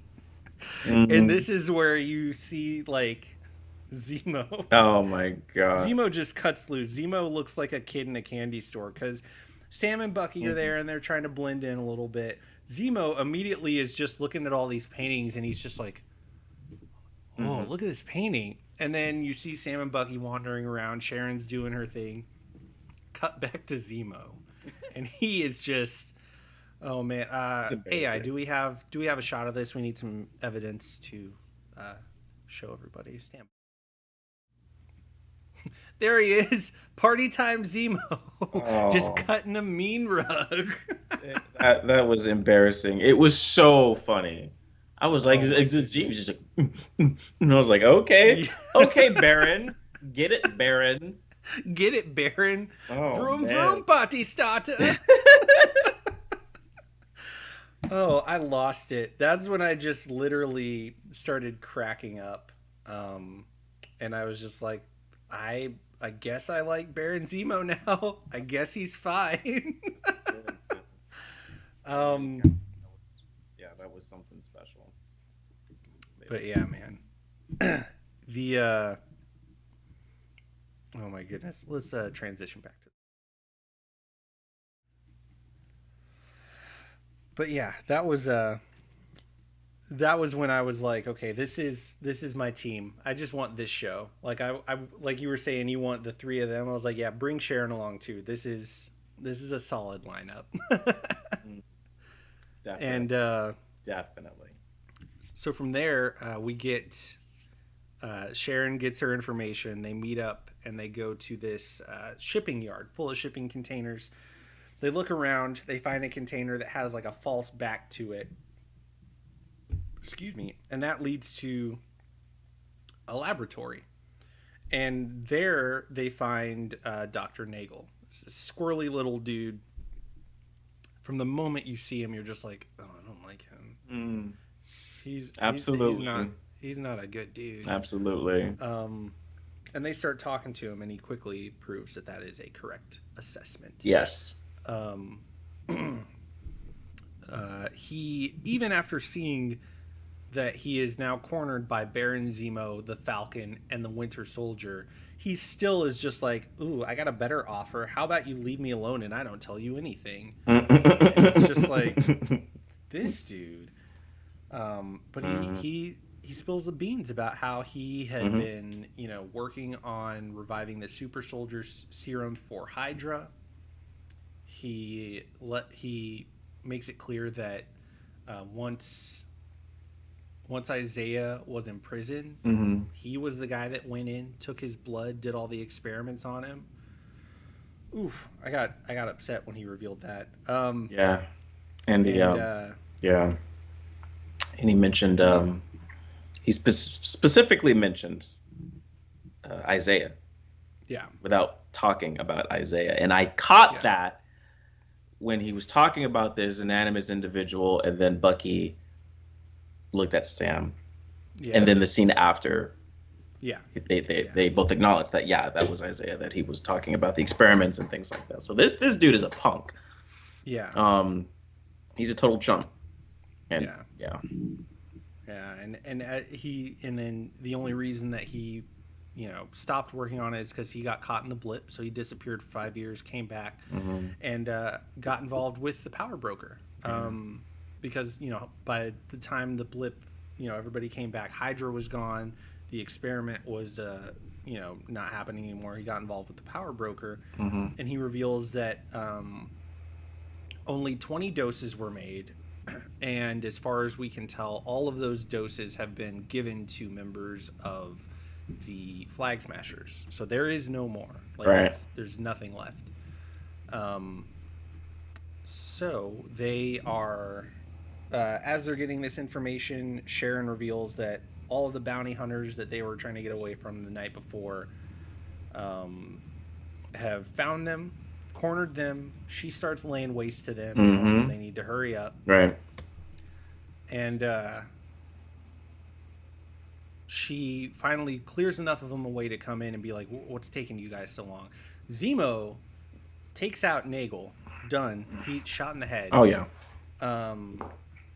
And then they have to get out of there real quick. The lab blows up. They're cornered. They're trying to get away. Zemo sneaks out, happens to find a car, like a nice car, in one of the shipping containers. So, big moment. He puts on his purple mask for the first time, stands on top of a shipping container. And he is... Oh, this is why it blows up, right? Or is this afterward? I can't remember. No, she shot it. He shot at the... Whatever the pipe. There's like a pipe situation that he shoots. That blows up. Takes out all the bounty hunters. Yeah. And then he pulls up in this car and he's just like, hey, everybody, why don't you get in? I found this car. It's just like, of course you did, Zemo. Yeah. They invite Sharon to come along. She's like, no, I can't. Just make good on your promise. And Sam's like, I will. You'll come home. He gets in the car. He's sitting behind Bucky. And an excellent callback to Civil War. Sam is just like, you're not going to move your seat up, are you? And Bucky's like, nope. Yep, that was so good. That was so good. I was like, he instantly remembered that too. 2 seconds and he was like, oh, revenge. Yep.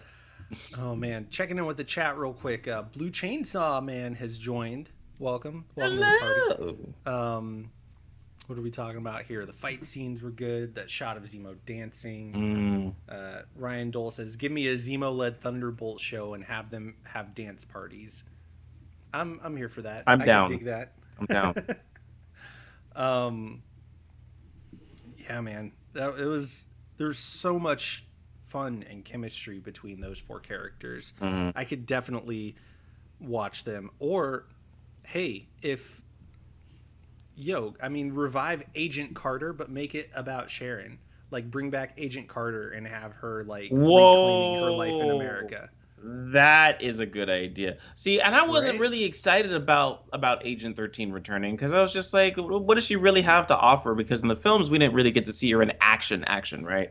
But now that I've seen her in action, now that I'm seeing this Captain America 2 style camera work and soundtrack and action and Sharon being in the middle of it, taking care of 3-4 guys by herself, I'm like, okay, let me rethink my old thoughts. She's bitter, she's edgy, she's harder without losing herself. Right. She's fully fleshed out. She's a survivor. She's a survivor now. She's not this flat 1-2-dimensional character. She's 3-dimensional. Maybe I'd like to see her return. Maybe there is a future for her. I mean, it's Agent 13. She's not just some throwaway character. Like, Right. she might be restricted to being in Captain America's peripheral, right? But still, we can work with that. So Because that's I love the idea, because like Shield doesn't exist anymore, right. but I love the idea of like when Agents of Shield was on the air, it existed in the periphery of the MCU. Yes. It referenced it. You know, Coulson was in it. They introduced characters like Quake, and that was a lot of fun. And had some really great storylines with the Inhumans, much better than the actual Inhuman show. But I love that it was able to still be like, oh, this is a Shield story, especially the season when like you saw everything happening in Captain America and the Winter Soldier from their point of view, realizing like, oh wait, Hydra is Shield. Like that was really good. I would love to, since Shield isn't a thing, bring back Sharon as Agent Carter and have her just teaming up and working with the various like ex-Shield agents, characters like Mockingbird, people like that in the MCU, doing these sort of like high-end espionage missions that maybe they interact with superheroes, but it's not necessarily something that has to be like, you can't do it without Captain America. Right. I would watch a show like that. I think that'd be fun. Yeah, that'd be hella fun. Ryan says, give me Captain 13. Captain 13. Captain Carter. Yeah. Let's do it. Hey, I mean, you are getting a Captain Carter in What If, so. That's right. That's right. Get brave, Marvel. Blue Chainsaw Man wanted a Daredevil hallway fight with the shipping containers with Sharon. Oof. Man, she could have done it too. I believe it. I would like to believe that, but no one has the physical resilience, man or woman, as Daredevil. No one can take a beating like Daredevil can. That's the thing. Yeah. I feel like Sharon has the fighting skill, but Daredevil, that man cannot get knocked down. Yeah, you can't. You And I just watched season 1 again and started season 2, so it's like I remember. I just watched all 4 seasons, like the tail end of 2020. You're gonna make me go back and watch them again. Yes, please do. Because it's such a nice contrast, and I don't want to wake up one day and be like, "Oh, we're removing these shows from Netflix." Like, I don't want that. So I'm gonna take it in as much as I can, dude. I'm gonna physical media, man. I will buy all 4 seasons of Daredevil on Blu-ray. Oh yeah, dude. I forgot they're on Blu-ray too. So like, as long as they're accessible, we're straight. I don't want to watch the series through tiny clips on YouTube. Like, give me the real thing, you know. Yeah. So they go their separate ways. They're back on Zemo's jet, Sam and Bucky and Zemo, and they're talking. Earlier in the episode, I think, we find out that somebody who Carly, the leader of the Flag Smashers, calls Mama Danya, somebody who at least seems like they acted as a mother figure to her, was sick and dying. Yeah. And she I don't know that we ever like see her pass away on screen, but you do see him tell Carly it's not going to be long. And she goes to hold her hand and be with her, and it's super sad. But you find out that while you're on the plane with Sam and Bucky and Zemo, that they I think Sam does find out through Torres that she has passed away, and she's connected to Carly, and he's gonna kind of getting caught up on all of the intel and everything. And they have a conversation about the Shield and about how they realized that Nagel had experimented on Isaiah. And Sam says, maybe I did make the wrong choice. Maybe I should have destroyed the Shield. And Bucky comes back with, he says that the Shield means a lot of different things to a lot of different people. It meant something special to me, and I would take it from you before I let you destroy it. And I think that sounded like, to me, like a seed that could have been planted in Sam's head about how it's not about the Shield representing one single thing. It's not about, you know, Sam, you know, it's not about Sam trying to live up to one specific ideal. It's about whoever has the shield making you like using that symbology and that icon to fight for what they believe is a better world. Right. And Walker doesn't believe in anything. I mean, sure, Walker's a good soldier, Walker's this, Walker's that, but it's all what he's being told to do. Yeah, absolutely. Whereas he doesn't have Steve, he fought for what he knew was right. The same Yeah. way Bucky is saying, like, I don't think that Walker's a good Captain America. I disagree with what happened to Isaiah, but that doesn't mean that if I had the shield that I would get rid of it. It means that I would turn it, like I would fight for what I know is right. And I would sooner do that and steal it from you to do that than to let you destroy it, because that shield does mean something. Right. And hopefully that's something that you know, starts to turn the gears a little bit in Sam's head. I really hope so. Yeah, because those will be the kinds of thoughts and the kinds of ideas that help him process what it will mean for him to become Captain America. Right. Yeah. Absolutely. What else we got here? We get a little scene, and we talked about this earlier, mentioned it earlier, where John Walker and Battlestar. I have already forgotten this man's name. I apologize. Because he's just Battlestar now. He's just Battlestar Hoskins. I don't even remember his first name. Lamar Hoskins. Lamar Hoskins. That's Yeah. right. Man, they're talking, and they're discussing the idea that Bucky and Sam broke Zemo out of jail. And Walker basically says, of course they did. They were just as desperate for leads. And if they're willing to color outside the lines, like, well, I guess we'll have to color outside the lines too. And sure, there were plenty of times where Steve colored outside the lines.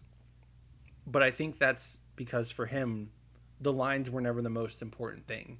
Right. Everything that he did, whether it lined up with the lines or not, it lined up with his own morals and his own beliefs and his own, you know, what he wanted to fight for. John coloring outside the lines is not about him following his heart and following some moral compass. It's about, I just need to break the rules so I can get what I want. Right. And that to me is another indicator of like, this dude is about to snap. He's about to snap. He's about to go down alleyways he can't come back from. He's inching closer to truly becoming the enemy, not just the guy that nobody likes. Right. Which is a really interesting kind of reversal, because in the comics, you know, John Walker was introduced as Super Patriot, where he was a villain. Right. Then he became Captain America, and then he became U.S. agent, being involved with, you know, West Coast Avengers, Force Works, and then his own stuff or whatever. And Battlestar was there as well. So now in the MCU, he's being introduced as, like, you know, this quintessential icon of a hero. And we kind of see him descending downward into, okay, he's about to break.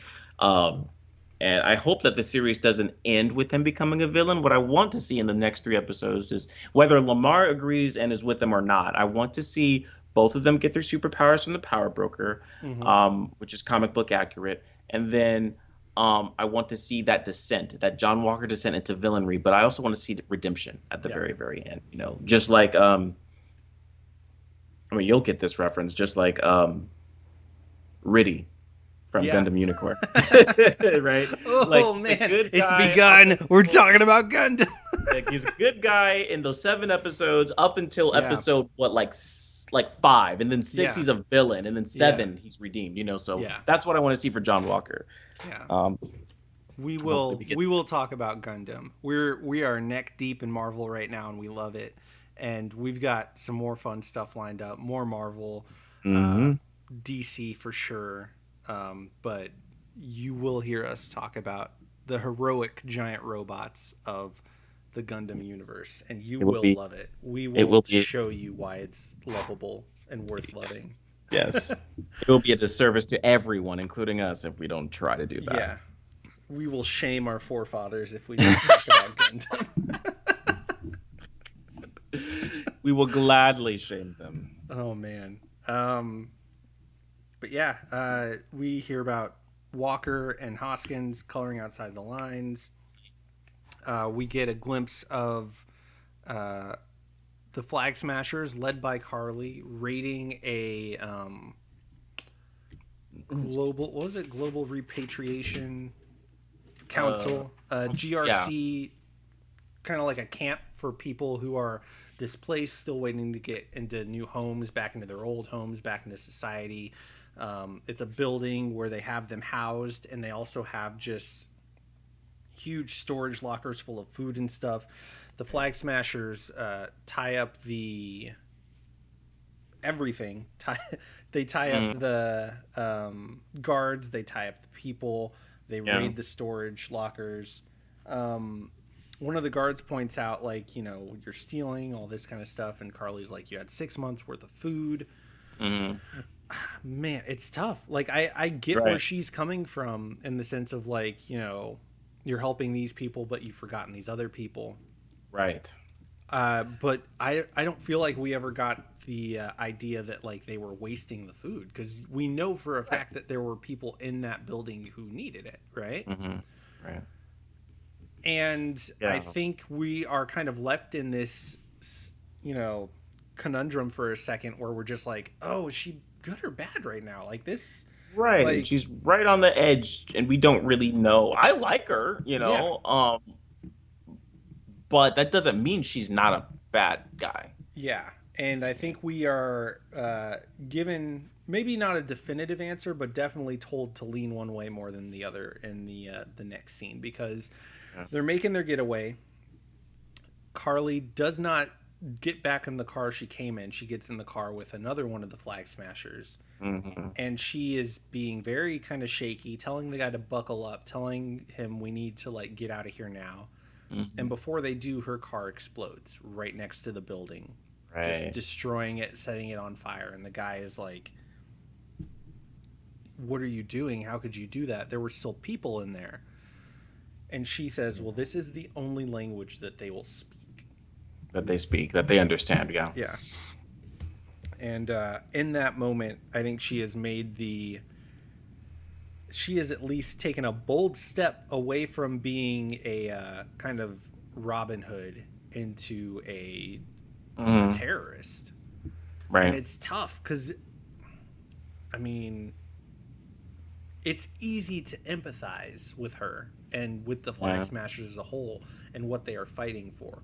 But it's also easy, and I think we're seeing that in multiple characters in this show. It's easy to go from a place of, like, being a person that we can empathize with into just being, like, a zealot, like being an extremist. Right. And I think, like, we've seen that with Walker. We've now seen that with Carly. And it's really well handled in the show, and it's also a very interesting gray area to explore through the eyes of, like, a superhero TV show. And I think it's really powerful to have somebody like Sam and Bucky too to be the ones who are navigating that space and trying to define, like, what would it even mean to be a Captain America in this sort of situation. Right. Yeah, and I couldn't see, I mean, you know, I really couldn't see that with anyone else. Yeah. To be honest, because their superhero identities and careers are so far established and literally have nothing to do with Captain America. I mean, the only other person that was even remotely as close to Captain as Bucky and, Bucky and Sam was Tony. Yeah. You know, and was Iron Man. He was worlds different, but because his father founded Shield and worked with Steve personally, I mean, their legacies are completely intertwined. But there was no way that, like, Tony would ever be the next Captain America or anything like that. You know what I mean? So it's like they picked their characters for a reason. There was a very specific set of reasons why they went the direction that they did, and it's working, bro. That's fun to think about. I mean, let's imagine a scenario where like Steve ended up with the Infinity Gauntlet, did the final snap.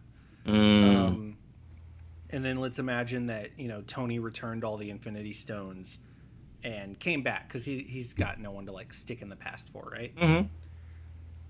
Yeah. Even in that scenario, like, you know, if Tony's still got the shield and he's holding on to it because Cap is gone, I could easily see Tony being like, hey, instead of putting my money into stuff that's supposed to allow us to retire or prevent things before they happen, like Ultron, I'm going to put my money and my time and my effort into making the Avengers better, into welcoming more heroes, into giving them, you know, support and building this team, because it's the humanity is that missing piece of what makes a hero. Yeah. And so he's going to support that. And I could see him adopting some things that he learned from Steve, but I don't see him becoming Captain America. I see him looking at that shield every day and wondering what he's supposed to do with it, and then giving it to Sam, right? You know, or Bucky, maybe, but like giving it to someone who was also close to Steve, who he knows could serve it better than he ever could. Absolutely, because we saw where it was in the first two Iron Man movies, right? It was buried under stuff in his garage, and used as a sled in Endgame. So it needs to be with Bucky and Sam, and ultimately, I think it would be a twist if Sam didn't end up with it at the end, and instead Bucky did. It would be. It would be. I don't know that that'll happen though. I could definitely see a situation where like maybe. I don't know that they would give us two Captain Americas. Not at the same time. I think no. No, I could definitely see it being continuing to have the same buddy cop feel as the show currently, but it being, you know, Sam and Bucky, but Bucky will continue to be the Winter Soldier or the White Wolf for sure. That would be cool. I wouldn't be opposed to seeing Bucky get like a new arm or a new like outfit or something by the end of it. Just completely being like, I'm ready to leave the Winter Soldier stuff in the past. Maybe right. He like goes and talks to Mr. Nakajima and finally just like clears his conscience and comes out the other end as like, oh, my name is the White Wolf now. Like that's what I wear on my sleeve kind of thing. Right. I think that'd be great too. Speaking of White Wolf and White Panther and Bucky's time in Wakanda, we end the show by seeing them heading to go talk to another informant that Zemo knows of. And Bucky hangs back as Sam and Zemo go into this building. And Bucky notices a little Wakandan bead on the ground that you see them wearing on, you know, in their bracelets and stuff. He picks it up and he looks around and eventually finds another and realizes it's like a breadcrumb trail. Yeah. And he makes his way down this alleyway and realizes whoever is here is nearby. Yeah. So he looks around and eventually turns to see Ao. Straight up, she's just like he's looking one way and he looks the other and he looks back and she's like right there. And it was funny because we were talking and I said like, hey man, earlier on I think it was Sam who was just like, you don't think Wakanda is gonna, you know, have something to say if they find out Zemo is out of prison? They set it up. And then we get to the end, and I saw her, and I was like, "What?" Like, right. I still wasn't ready for it. Yeah, no, I wasn't ready. As soon as I saw that little bead in the symbol, I was like, Wakanda's in the house. Like, there was just one of those visual cues. I was just like, that looks unfamiliar and yet completely familiar. We're going someplace, right? And I almost forgot that because they didn't show a lot of time where he was resting in Wakanda before the big battle in Infinity War that took place in Wakanda, right? They didn't show a lot of time where Bucky was actually just like a non-combatant and just there and resting and healing and under whatever, and showing Shuri like get that stuff out of his mind so that he was no longer a Hydra sleeper agent. And I totally forgot that he has some very exclusive connections, direct connections to Wakanda that none of the Avengers have. And this is exciting because this is the first true recent access point to Wakanda, so to speak, post Chadwick Boseman's death. Right. And that's huge. Yeah. That's huge for me, where we see any Wakandan main players right in the MCU since Boseman passed away, which excites me because that just reminds me that they're planning to go through with Black Panther 2 and possibly this Disney Plus series that they're talking about, that Disney Plus and Ryan Coogler are. And that means a whole lot to me, and that's really exciting. And I think they're really going to push this idea that, okay, Boseman's gone. We have a lot of ideas how we're going to continue Wakanda, how we're going to continue to connect to the larger MCU, and this is step one. Yeah. Ayo, boom, Falcon and Winter Soldier, right? Yeah, we're still here. You forget? Yeah, we're not going anywhere. Just because Boseman's gone, we're going to honor his legacy, but we ain't going nowhere. Like, we have a lot more to accomplish. And I love, like, obviously, all the characters from Wakanda have such a striking presence. All of those characters, all of the Dora Milaje. But I thought it was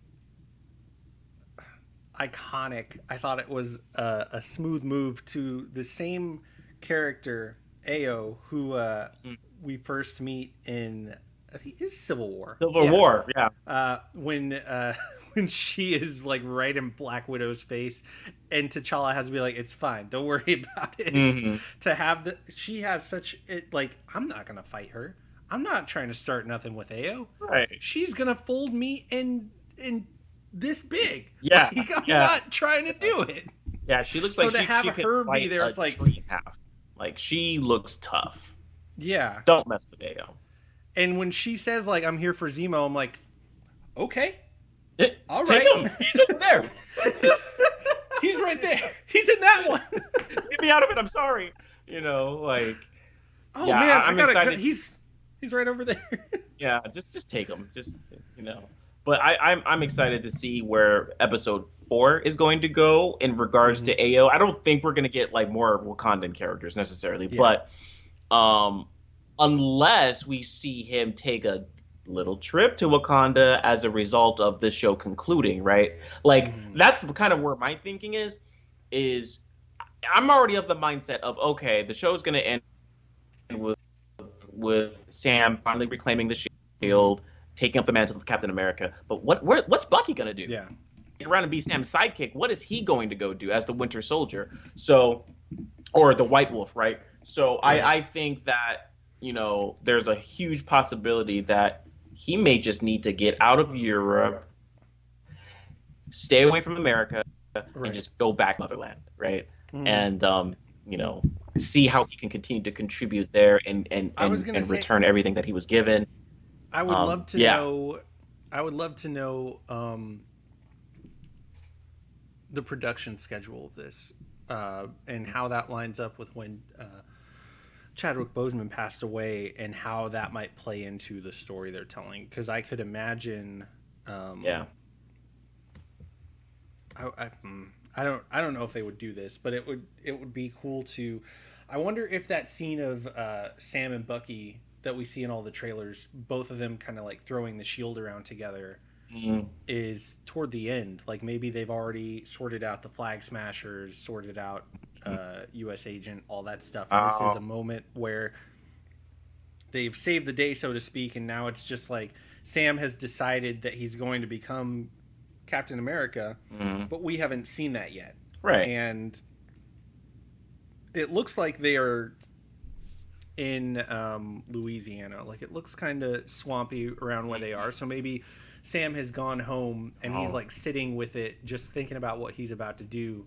And he's having a moment with Bucky where they're just throwing the shield back and forth. and you see them do the like lock hands and like smile at each other, and maybe that's Bucky being like, "Hey man, I trust you, you got this." Right. And then Bucky leaves, and then that transitions to a scene where Sam comes out and he's just like, "I'm Sam Wilson, I'm Captain America now." And then I would be very intrigued to see if it leaves Bucky in a place where maybe they allude to the fact that T'Challa has passed away for whatever reason in the MCU, and that they could use some help trying to manage certain situations. And Bucky returns as the White Wolf because he is indebted to Wakanda, and that's not something that he will ever forget. So he goes back to help them out, and then as they go through the process of choosing a new ruler, choosing a new Black Panther, all that kind of stuff. I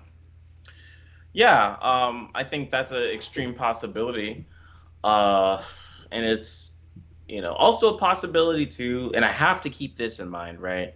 With the whole WandaVision thing, even though that was very intentional and very engineered to get the audience talking, about speculation and this character coming in and that character coming in and stuff like that. And of course, all of it none of it happened.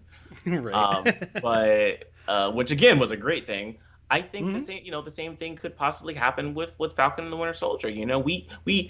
We have no idea what's going to happen because we're not supposed to know what's going to happen. And I don't necessarily think, unlike WandaVision, I don't necessarily think the events of Falcon Winter Soldier are going to drastically affect the larger the films, the upcoming Phase 4 movies.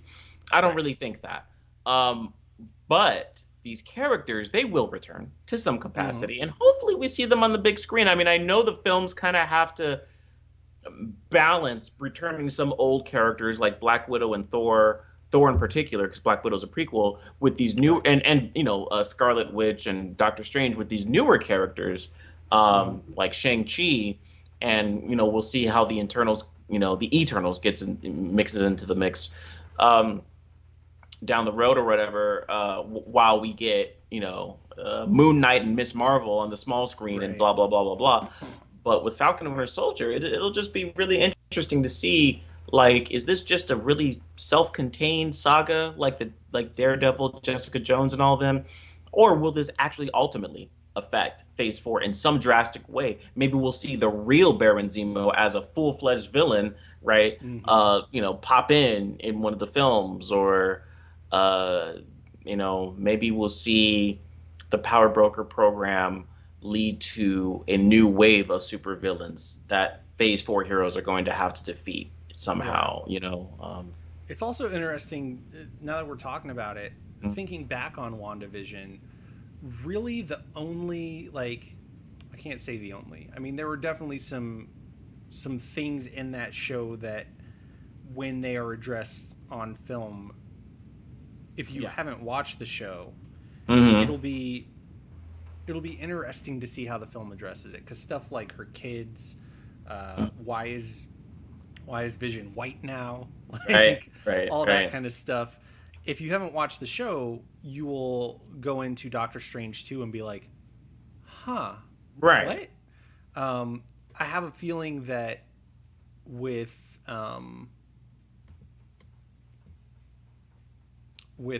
Falcon and Winter Soldier, it might be less of that, because Endgame left us with Sam getting the shield. If the next film starts with, here's Sam Wilson, your new Captain America, it won't necessarily feel like that much has happened. Even though if you watch the show, you're like, no, a lot happened. This was not an easy process to get him to be Captain America. Right. I don't know, man. I think that's one of the more intriguing aspects that I can't wait to see how they play it, is like, these shows are great. If you are all up in the MCU and you're watching it, then you're like, yeah, man, keep giving it to me. This is just as important as any of the other movies in the MCU. But it will be really interesting to watch the next film and see it from the mindset of try to picture what that might be like from the mindset of someone who maybe hasn't watched the shows. Yeah. I get a feeling that because of Black Widow, or that Black Widow that was originally supposed to come out before all the shows, I think. Oh yeah, And absolutely. I think at this point they're like, hey, we're releasing it when we're releasing it because we can't afford to not release it because it introduces a new Black Widow. And from what it sounds like, that new Black Widow will potentially show up in Hawkeye. So they're like, we kind of have to put the movie out before we let you see the show. Right. But after that, stuff like Doctor Strange or Spider-Man, I'm excited to see, and even Shang-Chi, although I think that because that seems like it'll be more of an origin story, it might not tie in as much. Although he is going up against the 10 Rings, which were brought up in Iron Man. So it'll be really interesting to see how that all links together. Like it, oh man. Yeah.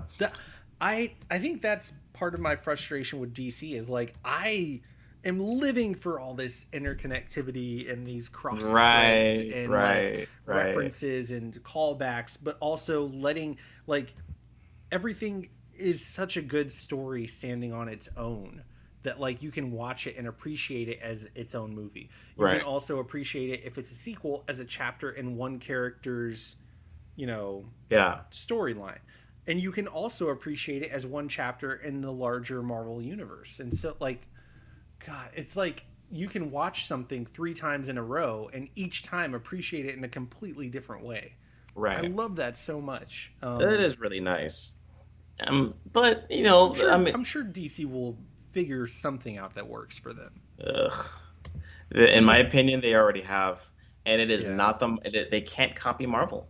Yeah, that was their downfall. And for anyone who doesn't like the MonsterVerse with Godzilla and Kong, it's kind of the same thing. It's because they have Monarch, which is Shield. They have Godzilla and Kong, which basically Captain America and Iron Man. Then you have Godzilla versus Kong, which is practically Civil War. So it's kind of this A plus B equals C format that Dark Universe tried to do, which totally blew up in their faces. That's a whole I mean, Dark Universe. I think Dark Universe is probably the worst because here, like, we've come full circle. We're back in like DC talk. But Ryan wants us to bring back Arnim Zola. We will put in a good word for that, Ryan, for sure. Zola. Oh, didn't that butthole die in Captain America 2? Did he? Yes, because they blew it up. But also, like, I tell you what, he was a riveting character. He was. I loved him in both the first Captain America films, both 1 and 2. But yeah, man, what were we saying? DC. Oh, DC. Oh yeah, Dark Universe. Dark Universe sucks. Yes. Dark Universe could not wait. Because here's the thing. If Dark Universe, first of all, their take on the Mummy was not great. And here's the thing. Like, you can look at even the worst Marvel film is okay. Like, a lot of people rag on Thor 2. I can watch Thor 2 and be like, that's not my favorite, but it's okay. It was okay. Like, it may not have been like great. I mean, you compare Marvel movies to other Marvel movies, right? Sure. Not to other non-Marvel movies. So of course the Incredible Hulk and Thor 2 are like feel sucky, but they're only sucky compared to Black Panther and Infinity War and Cap 2. Like they're good movies, they're solid. Yeah. And I think that Dark Universe, if they had made a solid Mummy movie, and just made a good Mummy movie and then had like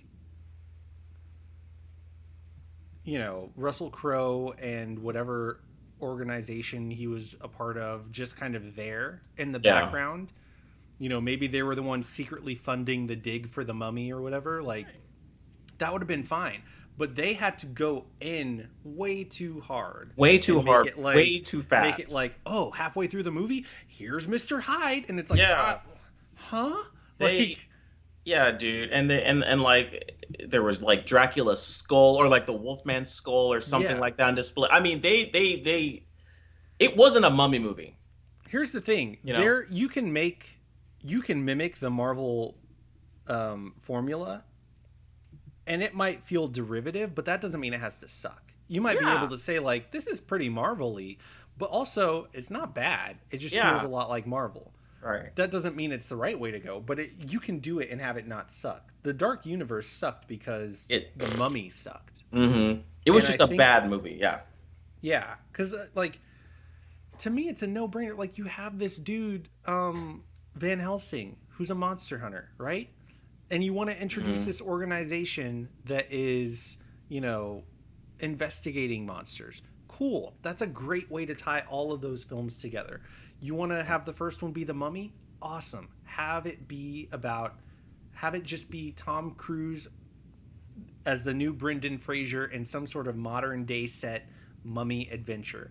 And then in the end, have him find out that the people he's been working with are part of this other organization. Yeah. Have Russell Crowe be introduced as Dr. Jekyll, and you can have that be like the big, whoa, Dr. Jekyll. And then sure, you want to have like a Wolfman skull or like vampire fangs on display or whatever, but have that be literally like the last scene. And then what are you building toward? You're building toward the fact that like all of these monsters coming to life might be part of some sort of end of the world prophecy or something. Like almost like not that I don't even know if they're in the same company, but I could easily imagine have a good night, Ryan. Ryan Dole says he's got to run. I could easily imagine having a bunch of individual monster movies building toward a movie like Monster Squad or something like that, or like having it build toward some sort of movie where the idea is that Van Helsing has to either themselves or as a part of a group stop the monsters. You know what I mean? Yeah. Like, yeah. But it's just like, how was that not the immediate like? Oh, duh! We could just make Van Helsing the thing that ties like. Yeah. It's that kind of stuff where people want a universe, and instead of putting thought into it and making each individual movie good, they're just like, but it's a universe. Yeah. And it's like, and that's it. That's not an excuse, No. Yeah. Like that was a waste of everyone's time, everyone's money. I saw that in theaters, and I walked out and I sobbed for a straight week. Because it's like you want it to be like, no one didn't want that to be good. I wanted it to succeed, especially, and I felt so bad for them too, because like they came out the gate, like Marvel didn't announce anything. Marvel literally, like, not until those very first screenings, like there were rumors, but not until those very first screenings did people go like, oh my gosh, Nick Fury is in this movie, and he does say Avengers. Yeah. Yeah. But like Dark Universe straight up was like, hey, Comic-Con, or whenever they premiered it, here's a picture of the cast of our like first 5 movies. Yeah, I still remember because it was a nice shot. It was Javier Bardem, freaking Tom Johnny Cruise, Depp was in it. Johnny Depp, Russell Crowe, and what's her face? I always forget her name. Gorgeous lady who played the mummy in that movie. Oh, Sophia Botella? Yes, gorgeous lady. And the 5 of them like wearing all dark colors, looking sexy and stuff. I was and it's like, just like, it's about to get creepy in here. Like, okay, I'm in. Yeah, I was in. Apparently they were too. And holy crap, did that fall apart. And that's how you fail, ladies and gentlemen, at doing a cinematic universe. Oh man, it was embarrassing, bro. It was. It really was. It hurt. It hurt me. And I didn't appreciate it. But yeah, man. We're so we end on that note with Ayo is here, and on behalf of Wakanda, she has come for Zemo. Woo! I'm thrilled. You got any guesses? Any predictions for what's gonna happen in the next one? Nah, man. I'm totally predictionless. Only because I want to be shocked. Yeah. I don't let myself be shocked anymore these days. I have to figure stuff out, and I have to sit tight and let myself be disappointed whenever I'm wrong. It's a good thing to be wrong a lot of the time. But as far as Wakanda is concerned, that place means so much to me that I do not want to set an expectation to myself that they did not promise me and then be disappointed, right? Mm-hmm. The world of Wakanda is in a sharp evolution with the passing of Boseman. It is a sharp evolution with how are we going to apply this to our fictional, beautiful world and the mantle of Black Panther, and its connections to Bucky, right? Mm-hmm. So as far as Ayo is concerned, I would love for her to be a prominent member of the party in episode 4 and then disappear for episodes 5 and 6. But my only speculation, Zemo, he will wear the mask again. Mm-hmm. And he's going to start to go full villain. I definitely get the vibe that he has his own motives. Like, he's along for the ride, and he probably will help for sure. But I mean, we still don't know why he killed Nagel. Like, I'm sure that dude could have given them more information. But yeah, who knows, man? Yeah, Zemo's mind is. I'm also very. Go ahead. I was just gonna say Zemo's mind is not scrambled. It's not cat-brained. He's smart. Yeah. He's the guy that disassembled the Avengers. Mm-hmm. No one else with all their armors and superpowers and gonna take over the world and destroy this city and blah blah blah. No one was able to do what Zemo did. Not even Thanos. Right. Zemo had already come in and did the tough work. Mm-hmm. You know, maybe if the Avengers hadn't spent half of their time trying to get the band back together, they might have had some hope in Avengers Endgame. Hey man, but Zemo with the assist for sure on Endgame for Thanos. Yeah, dude, Thanos just came in and was just like, okay, you're gonna pass the rock, but I'm gonna slam dunk it. Zemo was in. Zemo is bad, dude. So he's not just some lackluster character that you put him in there and then you toss him away. He was brought back for a reason. Yeah. And I think he's here to stay for a while. I'm also very intrigued by the possibility of what Ayo might have to say to Sam. Knowing that this is, Wakanda is a country where they have a king and they have this mantle of the Black Panther that is passed down from generation to generation. What does it mean when that mantle is passed down? Like, Black Panther means something to the nation of Wakanda, regardless of who the king is, regardless of who is in the suit. But what did it mean to T'Chaka? What did it mean to T'Challa? What will it mean to whoever comes next? What elements of your personal, like, desires and philosophies and morals and that kind of thing are put into that role? Yeah. While still being able to remain the Black Panther to the entire country. And so, like, whatever perspective she might be able to give to Sam and how that translates to the idea of him becoming Captain America potentially, I feel like that will be a really interesting conversation if they have that. I hope they do. It's just cool to see Ayo around. You know, she obviously doesn't have a lot to say in the movies that she was in, but she, as a representative of Wakanda, I think she speaks for a lot of people. Yeah. Shuri, Okoye, the Queen Mother, right? There's a lot that needs to be said, even if it isn't necessarily said. Right. And I'm really glad that she was the person that they sent to go do. And it's, I don't know how weird it is that they sent her out on her own, but I'm glad that they did. Yeah. And who knew? Who knows? Okoye could be around the corner, just like listening in. Right. You never know. So a lot can happen in episode 4. It could honestly also be like, I could imagine Bucky being like, where are the rest of you? And then her being like, they do not need to send anyone else for Zemo. Like, you really think we need that many people for Zemo? Come on. Right. Oh, man. Like, who do you remember who we are? Yeah. What do we got? Let's double check with the chat before we wrap it up here. Blue Chainsaw Man wants to know, what if Sharon is the power broker? Oh. I don't know. That feels a little too... I don't know. Like, she's surviving, but I don't know that her morals would let her do that. I don't see them turning her into a villain. That would be cool, though. That would be sick. Because freaking, here's the thing. Like, the problem with a lot of heroes being heroes is that they're one-dimensional. The reason why I like Spider-Man so much is because he's fully fleshed out. The reason why I like Captain America post the first Avenger, and even I mean, first Avenger is one of those films that when it came out in 2011, I was like, it was alright. But every time I watch it now, I like it more and more and more, right? And it's because he's a fully fleshed out character. Probably the movie I liked in was the first Avengers film, but in Captain America: Winter Soldier, he was like Mr.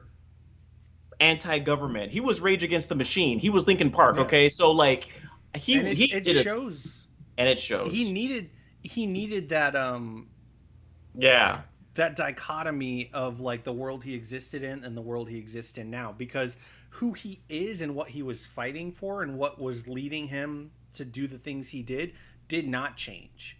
What changed was the world he existed in. Right. So the Cap that was, I mean, like obviously he's aware of more modern things or whatever, but the Captain America that existed in World War II, that same mentality, that same heart is what was driving him when he realized that SHIELD was up to no good.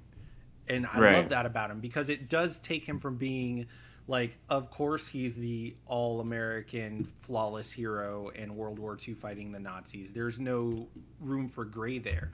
Whereas to be that kind of character in the modern era is to exist in a state of gray, because some of the things that you believe in do line up with, you know, what most people believe in. And some of the things you believe in have now been painted to be like, well, that's bad. We can't do that anymore. So for Steve to be like, no, it's not. I believe in it, and that's not going to change. That says powerful things about his character for sure. Yeah. And that's the kind of person that they need to lead them.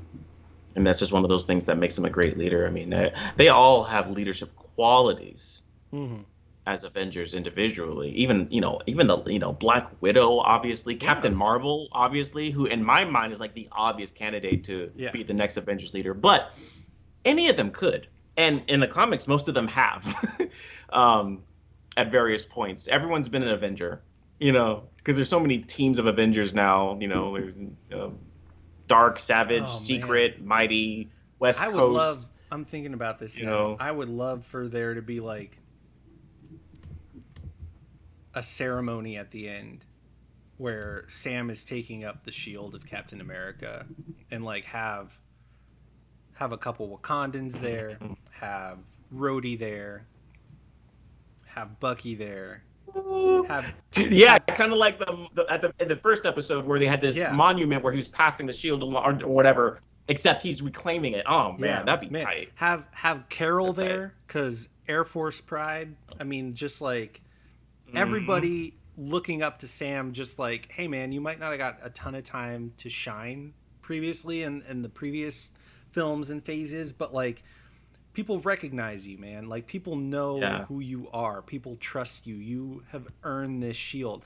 I would love for him to look out when he finally like takes the shield and like shows himself as Captain America, and see fellow airmen, fellow black people, fellow Avengers, just everybody who he calls a colleague now looking up to him and be like, bro, this is the choice. This could not be, there could not be a more right choice. It couldn't be any more clearer. Right. And to have everybody else there looking up to him, not that he needs their blessing, but showing clearly like, bro, we got you. You got it. Absolutely. And I'm excited for that to potentially happen. Yeah. And also because if he does become Captain America at the end of the series, you know, then that will have a very sharp effect on the MCU films. You know, Captain America will be a presence and a force to be reckoned with. In fact, he might be the one that gathers the young Avengers. Maybe. Starting with Elijah, right? So, oh man, I would not be surprised at all to see him go back to Isaiah and Elijah's place and be like, I want you to know that I'm not forgetting about your grandfather, and I'm not forgetting about you either. If you need something, you let me know. Right. And I'm saying that as a friend and also as Captain America. Oh, man. Right. Boy, I'm telling you, because, there's no mistaking now that the Young Avengers is what they're leading toward. And I think the end of the Hawkeye TV show is going to heavily allude to that, I think, with Kate. But, man, there's a lot going on here. The MCU is about to explode. The world's gonna start over. All right, Killmonger. I'm gonna unleash the young Avengers. I have to do my bidding because I'm dead. Burn it all. Oh man. Well, yeah, Crazy. man. Great episode. A lot of fun. A lot of new twists. A lot of stuff to look forward to. Any final thoughts, my friend?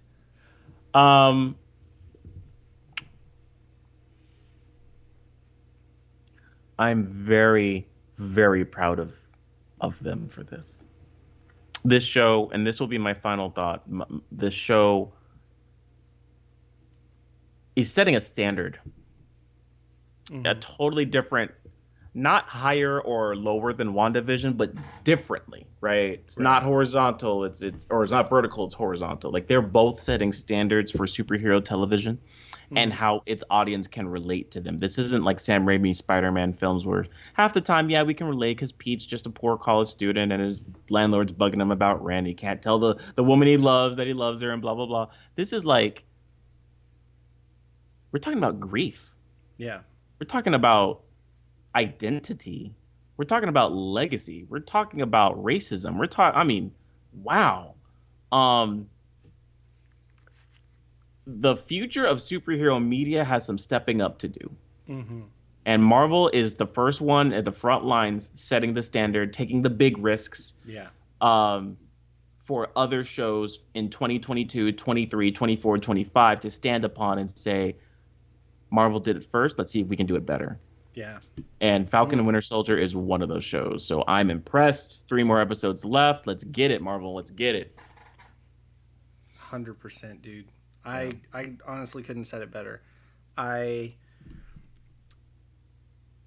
All of the highs and the lows of these shows, and not the lows of like it not being good, but like the emotional lows, like Wanda's depression and her grief, what she goes through, seeing Sam deal with, what it feels like to make that choice to give up the shield and then see it not pay off or not result in positivity, to see him come to grips with the history of it and what happened to Isaiah, and also the highs, the fun stuff, the emotional highs of like, oh, that was a cool fight scene, or watching Zemo cut a rug on the dance floor. Like, wow, they blend it so well together, and it's what makes me a fan. Like, it's not just like, oh, it's comic book accurate, or oh, the suit looks cool, or any of that. Like, the visuals are stunning, but it's the stories and the storytelling and the fact that, yeah, these are fictional characters and they are fighting aliens and,